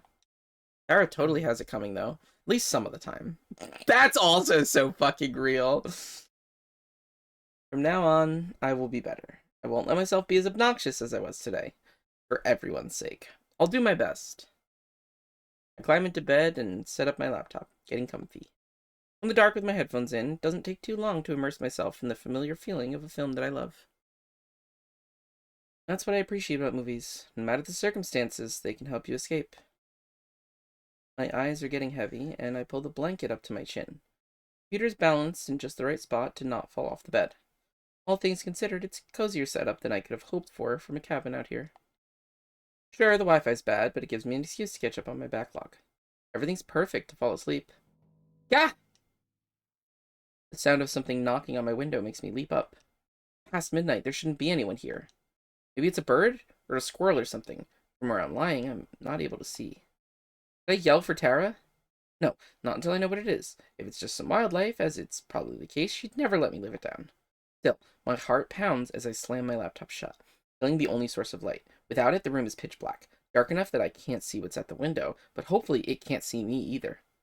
If this turns out to just be a lost ribbon or something, I'm gonna feel real stupid. I stalk over to the window, prepared to cut and run if I need to. Slowly, I raise myself up to eye level. Yeah, that's my girl. Yeah! She's not even holding the lamp now. Morgan is pressed against the window pane, looking into my room with one hand resting against the glass. She's so Do you have a fucking minute? cute. Oh my god, she's so cute. Oh, fuck, I'm so into crazy bitches. God damn it. The tension drains out of me, replaced immediately with exhaustion. I should have Yeah, known. you're into crazy bitches, huh? Yeah. Hey, babe. You couldn't knock? I did. I rub my temples and sigh. She's technically correct. The worst kind of correct. AKA the best kind of correct. Okay, I Hi, guess I have a fish. minute. Hi, fishy fish. Welcome in. No, Leela's not the one with the glasses, surprisingly. Nope. Okay, I guess I have a minute. But if you're going to come in and talk, please use the door. Of course. I'm not gonna climb through the window. I love her so much. Color me shocked. I head into the living room and hesitate in front of Tara's door. Can I knock? Knowing her, she's probably already asleep. I've always been jealous of her ability to pass out instantly. I decide to leave it up to Morgan. There must be a reason she knocked on my window, not Tara's. I unlock the front door and let Morgan in. She's waiting with a thermos of coffee in her hands, like usual. Sorry to bother you. I know it's late. It's fine, I was still awake. Not for much longer, ideally, but I keep that to myself. Were you working on the video? Nah, just watching a film before bed. Can't do much until we have more footage, and even then, I left most of my setup back at in the US. I want them to watch movies together. And cuddle. We sit down at the couches, just like her mother and I did earlier. For all her faults, at least Morgan isn't as terrifying as her mom is. Does Tara help with the video work at all? Not really. I've tried to teach her stuff once or twice, but she's not interested in learning. That sounds like her. I have been getting back into watching movies and shows and anime. Mm-hmm. Yeah. Is that Dakota? Is that How are you Dakota? doing, little bear? Oh my Keeping I- company? It's don't- Dakota! I don't know anything, Dakota. I'm a little put off by Morgan already feeling like she knows Tara and what she's like. I guess that's a result of watching someone online for so long. Parasocial relationships! Let's go! We love parasocial relationship. Wait. No. No, we don't love parasocial relationships. No. I forgot. That's the other... Yeah. Anyways.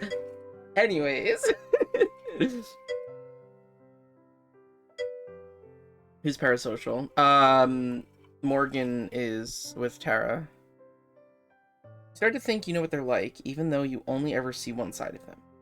We get it a lot, so I'm kind of used to it. Sometimes it can become a bigger problem, though. People think that they're entitled to us acting a certain way because they've seen it online. Fortunately, Morgan hasn't been that way at all. Yet. I do wish that she would get to the point of why she's here, though. But instead, she gets up and heads to the kitchen area, retrieving a coffee mug from the cabinet without ever turning on the lights. I twist around to watch as she pours some of the coffee from her thermos into the mug, and then loads that into the microwave. Not be a very effective thermos. At least she's polite enough to make sure the microwave door doesn't slam. She leans against the counter, barely visible to me. Tara told me that you're leaving the show after this trip is over. Were the three of you in a fucking voice call together? Is that where you were socializing? Which is so cute if you were.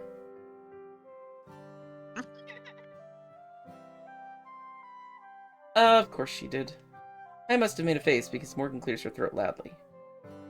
Sorry, is that supposed to be a secret? I'll be honest, I missed it entirely. Leaving the show. Oh, leaving the show. Yeah. Nah, it's fine. But yeah, that's the idea. I'll go back and finish school. I see. That's a shame. I know you hate when it happens, but I've always enjoyed the moments where you're on camera. You'd be surprised who Oh, I no. do and don't know, Fish. But also, that's cool. I'm glad. I hope you have fun. Morgan and Maddie are... Oh, no! What? Kara's gonna get jealous. Morgan, I think, likes Maddie. Yeah, obviously.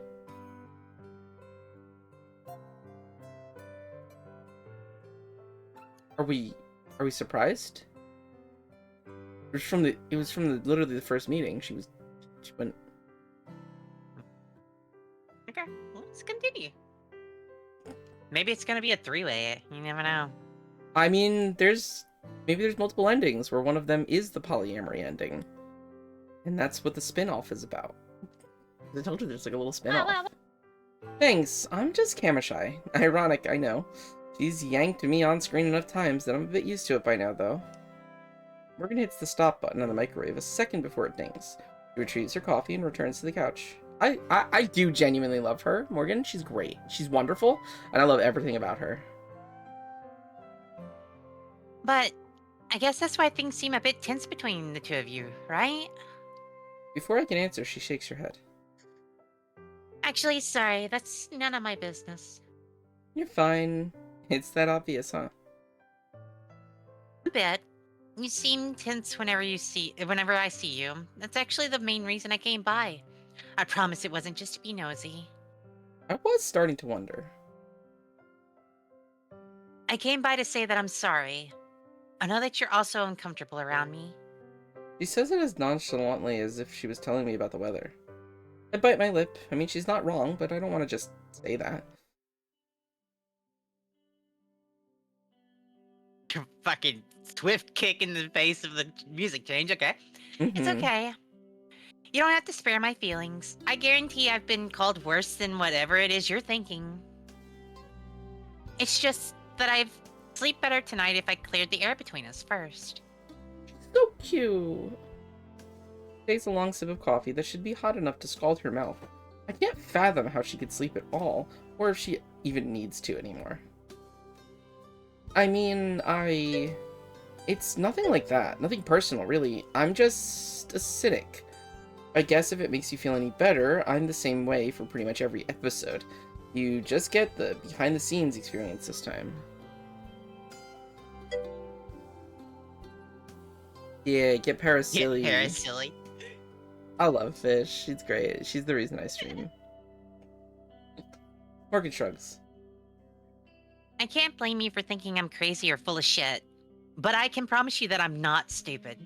I love her so much. I love her so much. It takes me a beat to realize that was a joke. There's just a lot going on, like you heard. So I'm sort of a mess all around right now. It's not your fault. I half laugh. At least, not entirely. He smiles thinly, seeming to appreciate my bluntness. Yo, me too. 71. 71 rubber rooms. Congratulations, Fish. That's a lot of rubber rooms. To be perfectly honest, you weren't really what we were expecting either. He sets down the coffee, looking interested. Really? Yeah, we were prepared for some super fangirly and, like, all over Tara. Like, annoyingly so, not... Not me. Look at how fucking cute she is. Look at how smug that, like, look at how proud she is of herself. Look at her. Look at her. Yeah. Look It's at funny her. how you have a perception of someone before you meet them, huh? Babe, what do you want me to say to that? I'm sorry. I'm sorry. It's not your fault. Right. Even in your email, you seemed a bit more... I don't know how to not say this rudely. Interesting, engaging, not monotone. More energetic? Phew, she saves me again. Oh my god, they're so cute together. Yeah, pretty much. The emails that we had exchanged back home had a lot of smiley faces, exclamation points, and other cheery touches. In person, however, seeing Morgan smile at all is a rarity on its own. She's autistic! That makes sense. I wasn't trying to trick the two of you or anything. It's just easier to be open like that online, I guess. She's autistic. I understand. You're autistic. That much at least I can really empathize with. I'm also autistic. I know that you don't know me, and that so far I haven't given you any real reason to trust or believe me. But I hope that you'll at least give it a chance. Paranormal is really important to me. I've been a fan for years, but I'm not the type of person who would invite you to the middle of nowhere just to meet Tara. I invited you out here for a reason, and I'm confident in that reason. But I understand that you need more proof than that. I love her. I wait to see if she has more to say, but that seems to be it. Thank you for telling me all this, though. I really do appreciate it, and I'm sorry for being so dismissive. It'd be nice to be wrong for once, so I do hope that we find all that stuff you talked about. I really do. Tomorrow night, I was going to show Tara around the woods a bit. Would you like to come along? Yeah, I'll be there. I don't especially like the idea of wandering the forest at night, but I can't exactly say no after I just promised to be more agreeable. He nods and takes a careful swig of her coffee. Then she stands. Cool. Anyways, that's all I had to say. I'll get out of your hair now so you can get some rest. He heads for the door and throws it open without waiting for a response. Temperature plummets right away and she turns back. Thank you for listening. I appreciate it too. But just so you know, I'll prove you wrong. I'm in love. She closes the door and disappears into the night. Yeah? Are you? Yeah? Yeah, hi, baby. Hi. We head to the appointed meeting spot, right at the turn of the hour. Even during the day, the forest felt hostile and foreign, but now at night, it's downright scary. Meow! Each rattle of a branch is a demon's footsteps. Each gust of wind is a monster's breath. I stand close to Tara, treading on the backs of her feet several times.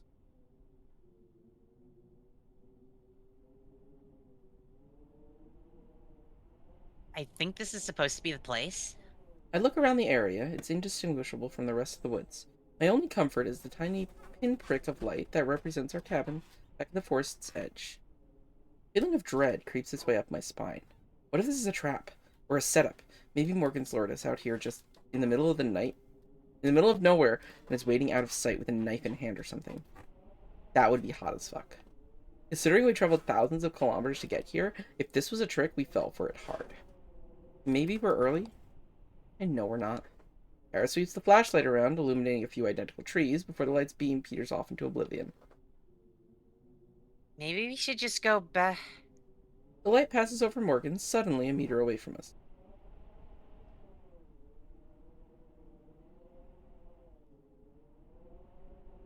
Oh, did you scream and it didn't pick it up?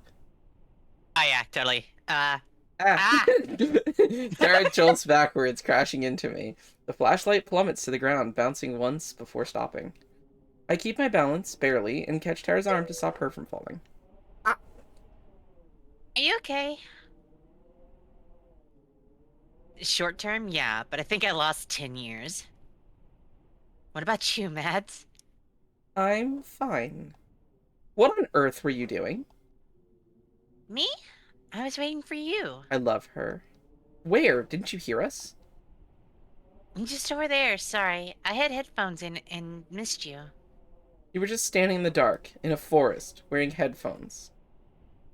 Yes, why? I love her. I love her. She's so weird. She's so weird. Like, there's no reason for her to be like this, and, at a loss for words, I can only shrug. Hanging out alone in the dark in the middle of nowhere not register as weird. I did not read this line after calling her weird. You just spooked us as all, no worries. She stoops down and retrieves the flashlight from the snow, drawing it on her sleeve. She brushes off the snow the same way she brushes off Morgan's actions. Anyway, it's all good. What now? Morgan turns and faces the trees, shining her flashlight across them. I thought we could walk around a little. It might help you to get a better feel for the area. Behind Morgan's back, Tara and I exchange a look of concern. Tara gives me the slightest of shrugs. I'm still reluctant, but I nod. If Morgan's planning to kill us, it's not like it'll make any difference whether she does it here or in the forest. And I'm pretty sure she's not a murderer anyways. Sure, lead on. Morgan sets off without another word, and we follow just a couple paces back. Are we going somewhere in particular? Not really. I doubt you want to go too far this late at night, right? Right. That's fine. We'll stick to the edge then. As we walk, Morgan keeps her flashlight pointed straight ahead in the direction that we're going. Tara, on the other hand, swings hers around, looking at trees and out into the abyss. She and I only brought one flashlight with us. Spare is sitting in one of our suitcases back at the cabin.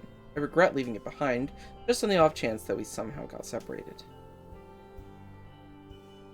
So, did you learn anything useful today? Not really. We went around town some, but most of the people didn't really want to talk. Yeah. How'd you know? That's how it is around here. People are mistrustful. I was kind of surprised by that. Figured with how out of the way it is here, that we might have been, I don't know. Treated like celebrities? Hey now, don't project. But something like that.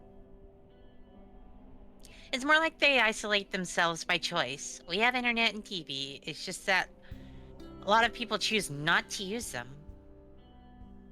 I'm guessing they probably have some not so nice things to say about me too, right? Neither Tara nor I respond. Our silence lasts a beat too long. It's okay. I'm used to it. You don't have to pretend or anything. He's so cute. I want to give her a hug. Light shines in our faces as Morgan turns around, half smiling. Hey, you two don't need another assistant back where you live or anything, right? So cute!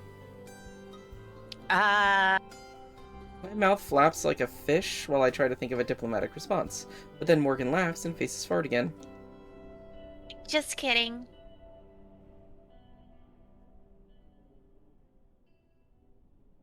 We check on in awkward silence. I'm not even sure what we're supposed to be doing or looking for. We're just wandering in the dark, trusting that Morgan knows how to get back to the cabin. It's cold and my feet are sore, and I'm once again regretting coming to Eisenfeld. I gently tug Tara's sleeve, right by her elbow. When she looks at me, I silently gesture back towards where we came from and shrug, hoping she'll get the message. Now, she mouths back. I nod. She gives a worried look over towards Morgan, who is now slightly further away. Tara holds up 5 fingers. 5 more minutes. Sighing, I nod again.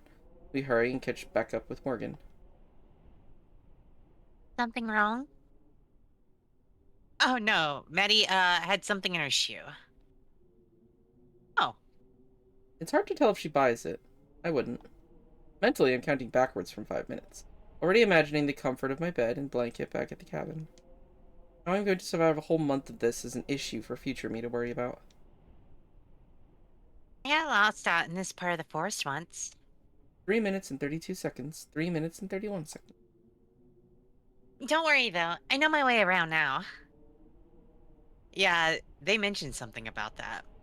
I stepped on Tara's foot again, this time totally on purpose. I thought they might. Her tone is still completely nonchalant. At least Morgan seems impossible to offend. I love her. I love her. That's dangerous around me. It's too bad it looks like it's going to snow tonight. We probably shouldn't stay out too late. Thank God. Demeter, probably. Yeah, that's too bad. I'm sorry this was so disappointing. I'd hoped that there would be more to see. What exactly were you expecting? It's the middle of the night. Come on, Mads. It's about the atmosphere. It's way spooky out here when it's dark. I know! That's half the problem! We can turn back now if you'd like. Before I can agree, Tara shakes her head. Nah, let's give it a couple more minutes. You come out here. You come out all this way for us, after all. You came out all this way for I glare at Tara, but I think she misses it. I've lost track of my countdown, too. Whatever. A small apologetic smile that I barely noticed does little to assuage my discomfort. We traipse aimlessly throughout the snow for a while longer. I stare at my feet more than at the path ahead, and simply follow the footprints left behind by the other two. I nearly slam into Tara, who's come to a complete halt yet again. What now? I saw something. You did? Tara, stop messing around, let's... No, I mean it. I saw something. I shut up. I can tell by her tone that she's serious. She saw something, or at least she thinks she did. 3 of us turn and face the way she is. It's even deeper in the forest, barely lit by the moon. There was a light. Someone else walking around? There shouldn't be anyone out at this time of night. It's dangerous to be in the woods once it gets late. I opt not to point out the obvious hypocrisy. It was probably moonlight or something. It wasn't the moon, Maddie. There's something out there. The moon haunts you! So fucking... adorable. Ugh. Sorry. Both of them point their flashlights in the direction What is cute? Is cute.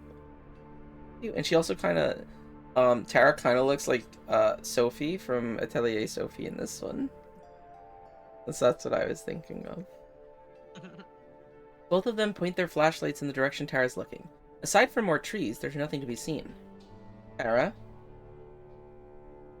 Maddie, She grins. this is what we're here for. Come on. Tara breaks into a run, leaving Morgan and I behind in surprise. We exchange a look before Morgan runs off after her. I have no choice but to go too. The regret is almost instant. Cold knives pierce my lungs with each heavy breath. I'm not in the best shape to begin with, and the snow and boots don't make things any easier. The only consolation is that we're running in a straight line, so it won't be hard to follow our path back. Every so often, we pause to catch our breath. Pace is catching up to Tara too, who has to fight to keep her smile on. Morgan seems unfazed by it all. I'm about 3 seconds away from demanding that we give up when I see it. Way off in the distance, too far to identify the source, it is a light. It sparkles and glimmers like a star that fell to Earth. I fell silent, the words stolen from my mouth. And Tara points, stating what we already know. There it is. Buoyed by her second wind, Tara runs off again. This time, Morgan and I are close behind. We follow the light, which sometimes blinks out but soon reappears. I'm too focused on not slipping and falling to give much thought as the source. There's no telling how long or how far we've been going. Somehow the light never seems to get any closer or farther away. Like it's running from us. Hey, wait up. Tara yells out into the darkness. If whatever it is can understand her, it ignores her. Running is quickly becoming difficult. My lungs burn from the cold, and my breathing turns ragged after barely a minute. Tara pulls further and further ahead from Morgan and me, her one-track mind fixated on that light. After a bit longer, I hit my limit, and my pace slows back to a walk, then a stop. I fold over hands on my knees as I gasp for breath. Morgan crunches to a stop just ahead too, turning back towards me. Are you alright? I try to respond, but I'm breathing too heavily to be able to talk. I just wave my hand, gesturing for Morgan to go on ahead without me, but she doesn't. Are you sure? I force myself to stand and nod. I'm fine. In the murk, Tara's become a disembodied light herself. Only the flashlight's glow visible. I watch it bounce to a halt and then slowly make its way back towards us. You guys give up too easily. How are you not dead? I haven't seen you run in years. That's because you never hit the gym with me. I don't know if she's joking or not, and I'm too worn out to care. So, what was that thing? Do you think it was your forest spirit? Morgan's eyes widened. You believe me? Tara shrugs. I'm considering it, at least. I mean, what else could it have been? Fairies? Morgan says it very nonchalantly. I side-eye Tara, who's very interested in her boots. The forest spirit doesn't really make a light like that, at least not that I'm aware of. Right, that makes sense. Doesn't it, Mads? It was probably someone from the village. But as I say it, I know how unlikely it is. The way that light seemed to always maintain a precise distance was unnatural. I could feel the seeds of doubt being sown in my heart. But it was definitely strange. Tara looks at me with more pride than a rainbow flag. Hey, holy shit! That's practically canon in Maddie's terms. I roll my eyes, but it's partially just for show.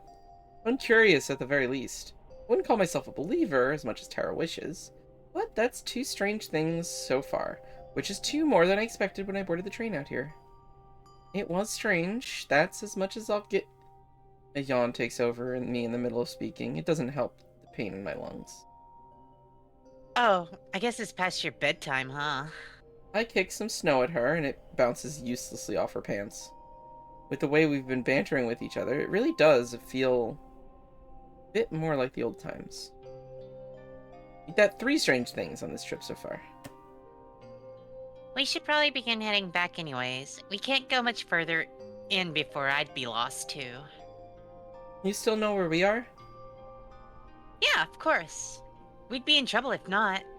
He has a point. I got so caught up in chasing the light that I lost track of what direction we'd come from. I'll show you around more tomorrow. There's something you might like to see.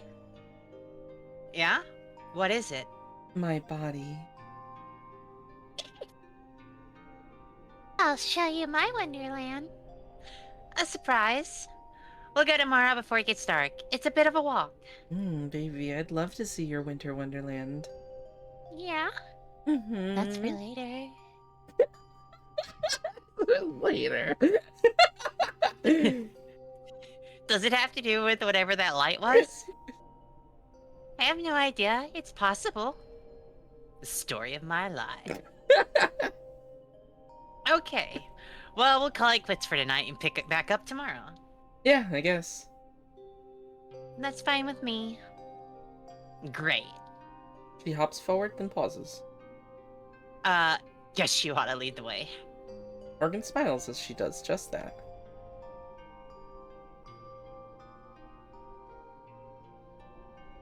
It takes us only 15 minutes or so to reach the cabin. We must have added a lot of time to our trip with all that wandering we did. Morgan bids us farewell at the door, which I barely return before stumbling inside. I'm halfway out of my boots by the time Tara's inside. Guess you're not staying up late then?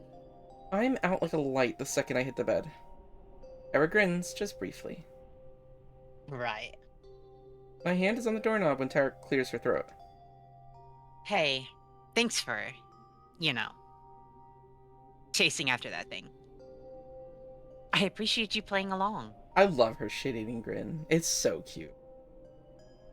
My Yeah? hand... Does it remind you of mine? Yeah, a bit. My hand lingers on the door, poised to turn. Yeah, of course. Let's see what we find tomorrow. Right, yeah, right. Good night. Night! We step in and shut my bedroom door before Tara could say anything else. As I switch off the lights and crawl into bed, I remember the end of the train right here. I felt the same just now, standing there, not knowing what to say. It would be so easy. I banish those thoughts from my mind and retch my eyes shut. There'll be time to worry about it tomorrow. I have time to think. We have a month. As I slowly drift off to sleep, the exhaustion that I feel winning out over the stress, last thoughts I have are of dancing lights in the snow.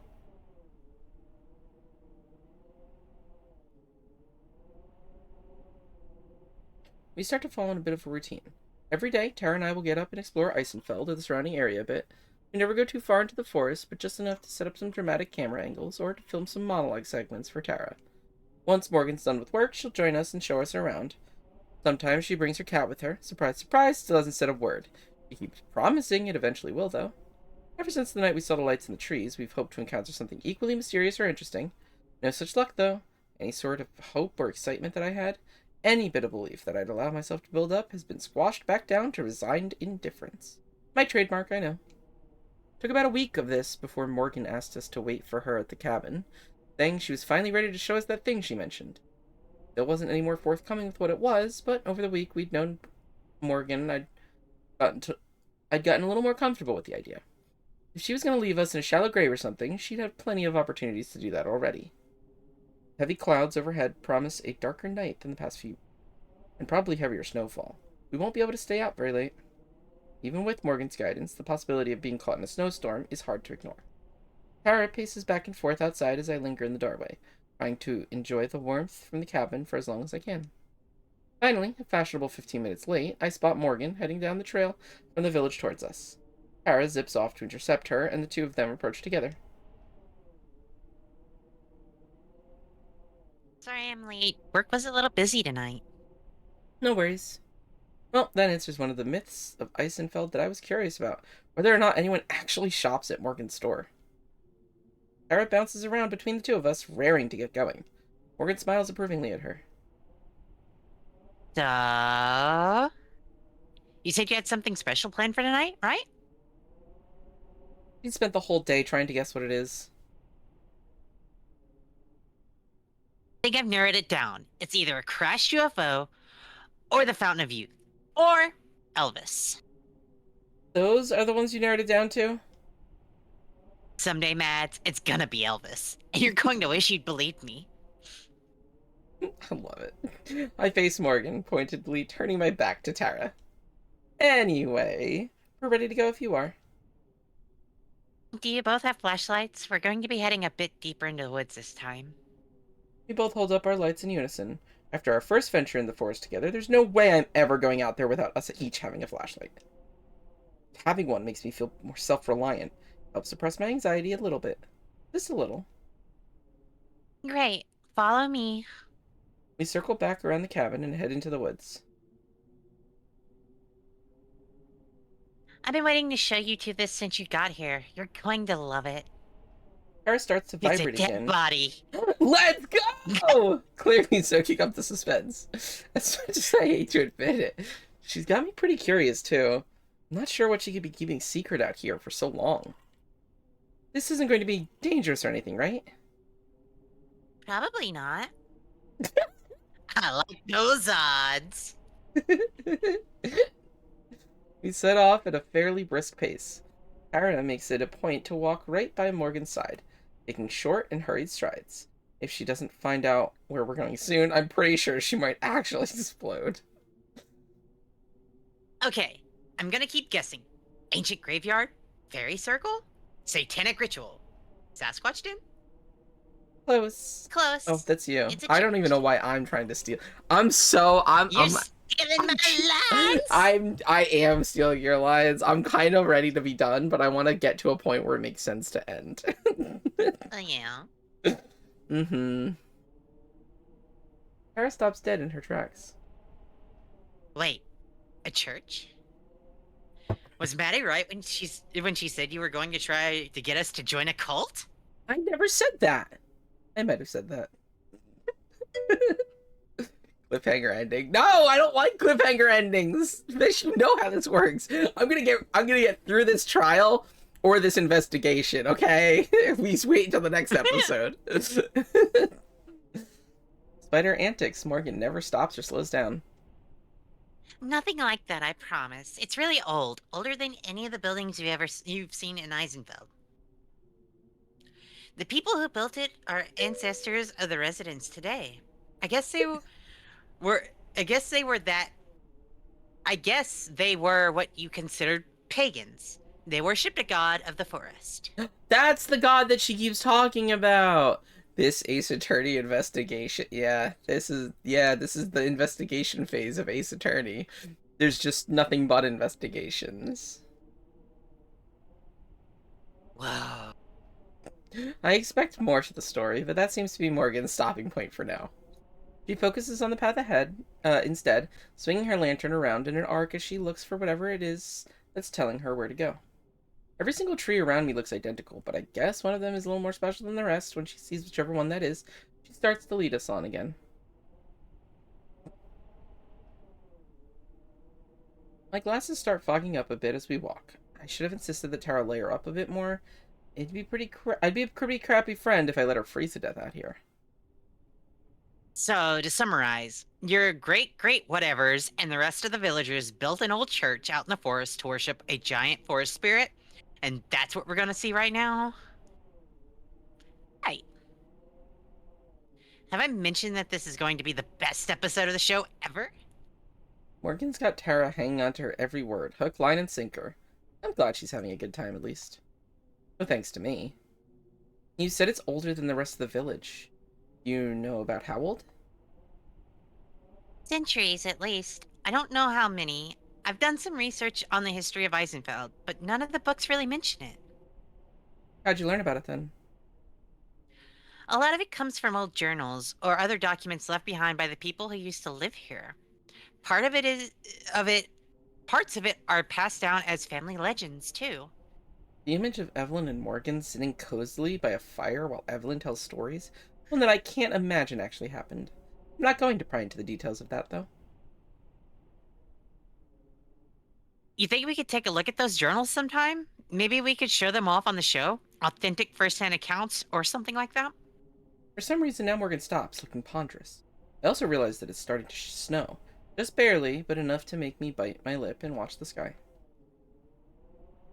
I'd be happy to show you. Gore. You're seriously the best, thanks for doing all this. It's nothing, really. Don't all your hosts do the same? A lot of them only stick around for the first day or two. Then, once they realize there's a lot of filming and setting up behind the scenes, they get bored. For all her issues, I can't deny that Morgan's been a much more gracious and helpful host than we were used to. We walk in silence for a bit. All the while, the snow continues to fall, getting heavier and heavier. At first, I try to ignore it, but it's hard. Like always, it seems it'll fall to me to be the responsible one. Hey, Morgan. Are you sure it's safe to keep going? It's starting to snow pretty hard. Both of them look up as if they hadn't noticed. Oh, you're right. Hmm. Now it's Morgan who turns around and looks back the way we came. I can practically hear the gears turning in her head. Tara watches, looking anxious. Oh, so she only worries if Morgan starts to look uncomfortable. It's going to get bad pretty soon. She says it so matter-of-factly that at the first... She says it so matter-of-factly that at first, the severity of her words don't register. Then, every single alarm bell in my head starts ringing. What? How soon is pretty soon? And how bad? I'd say within the next half hour. Those clouds don't look good. That's an understatement. They seem to be moving almost impossibly fast. Just like that, the weather has gone from a light snow to the start of a blizzard. We need to turn back, then. Back to the cabin. I take a couple steps, but the fresh snow has made it harder to walk. Even the trail that we just left has been partially obscured. We're closer to the church than the cabin. I think we should go there and wait it out. Wait it out? What if it doesn't just pass by? What if we're stuck there for days? It's better than being dead, you know. I turn to her in disbelief. No shit it is! Morgan wrings her hands, looking genuinely distressed. I don't know what's going on. I don't think it was... Once again, she looks back at the direction we came from, lost in thought. We're just wasting time standing here arguing, you know? Morgan said we should go to the church, and she's the expert. I'm loath to call her an expert at this point, but Tara's right that we don't have time to spare. We're definitely in dire straits if she's the one being the voice of reason. Fine, let's get going then. We don't waste any more energy on talking. We just follow Morgan as closely as we can. The light from her bounces in the wind, reminiscent of the light we followed just a few short days ago. We focus on it, using it as a beacon, since it's easier to keep track of than Morgan herself. I bury my face into my scarf as much as I can, feeling the wind push against me and making it harder to walk. By now, the world around us is starting to grow more and more blurry. It'll be a whiteout before long. My heart beats hard in my chest as my anxiety starts to skyrocket. We keep walking, huddling closer as we press on. Tara keeps a brave face, but she's shuddering more with each step. Morgan and I push a little closer with her, hoping to shield her from the wind as much as we can. When we get back, if we get back, I'm not letting her take another step outside until she agrees to start wearing something warmer. After what feels like years, we come to a stop. My legs are leaden with the effort of marching through the snow. I'm afraid that Morgan's going to say we're lost, but then I realize we've arrived. Just ahead, a huge stone building stands tall. For its supposed age, it looks remarkably intact. Howling winds buffet it, but even from here, it looks infinitely safer than being stuck out here. A pair of massive wooden boards looms before us. Just give me 1 second and I'll get this open.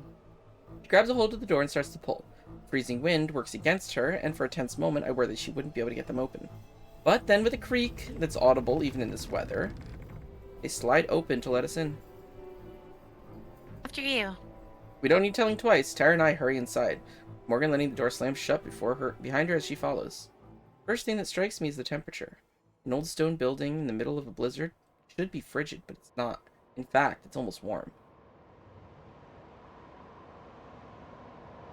Mads, we've hit the jackpot. We have! And this seems like the perfect cliffhanger.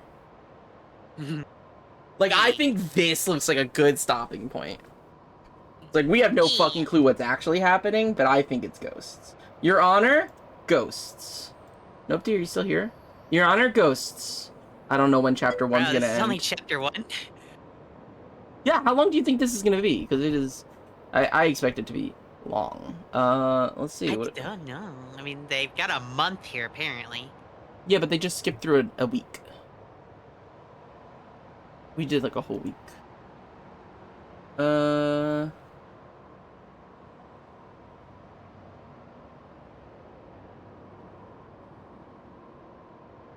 We didn't even talk to we haven't even met Abigail.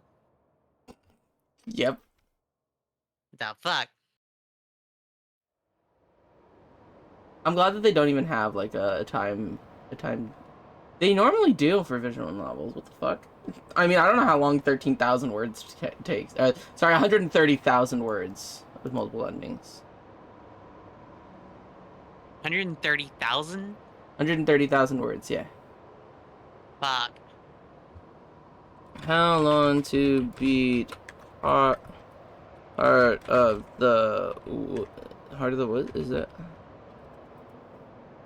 How long is Heart of the Woods? 8.5 hours. Okay. Approximately. From beginning to good end, I got it done in 6 hours. So we got about 4 hours left. Leisure. Alright, so Leisure, main story, is 12 hours. I'm gonna say that we were doing it Leisure. Okay. I could see it being 12-ish hours. Okay. Fair enough. Alright, fuckers. Let's get out of here. Where are we going? Church jump scare? Yeah, church jump scare.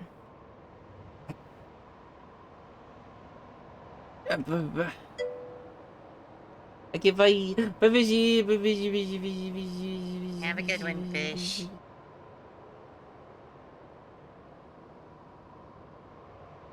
Busy, busy, busy, busy, busy, busy, busy, busy, busy, busy,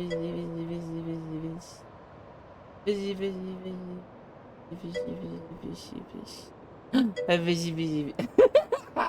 I'm just trying to figure out. I'm just saying your name while I look at who's online. Fish, you love Persona. Let's go raid. Let's go raid Q. We love Q. Let's raid Q.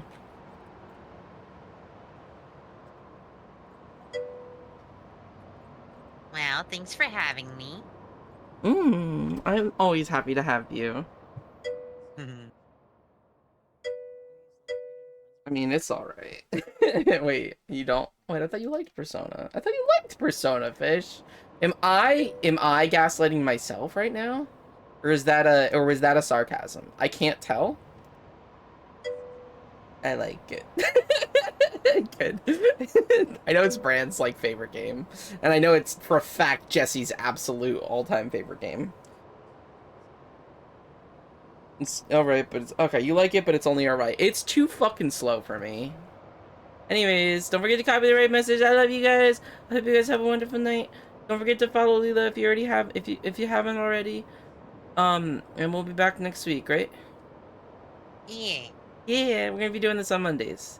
I love you. Let's go say hi to Q. Bye bye.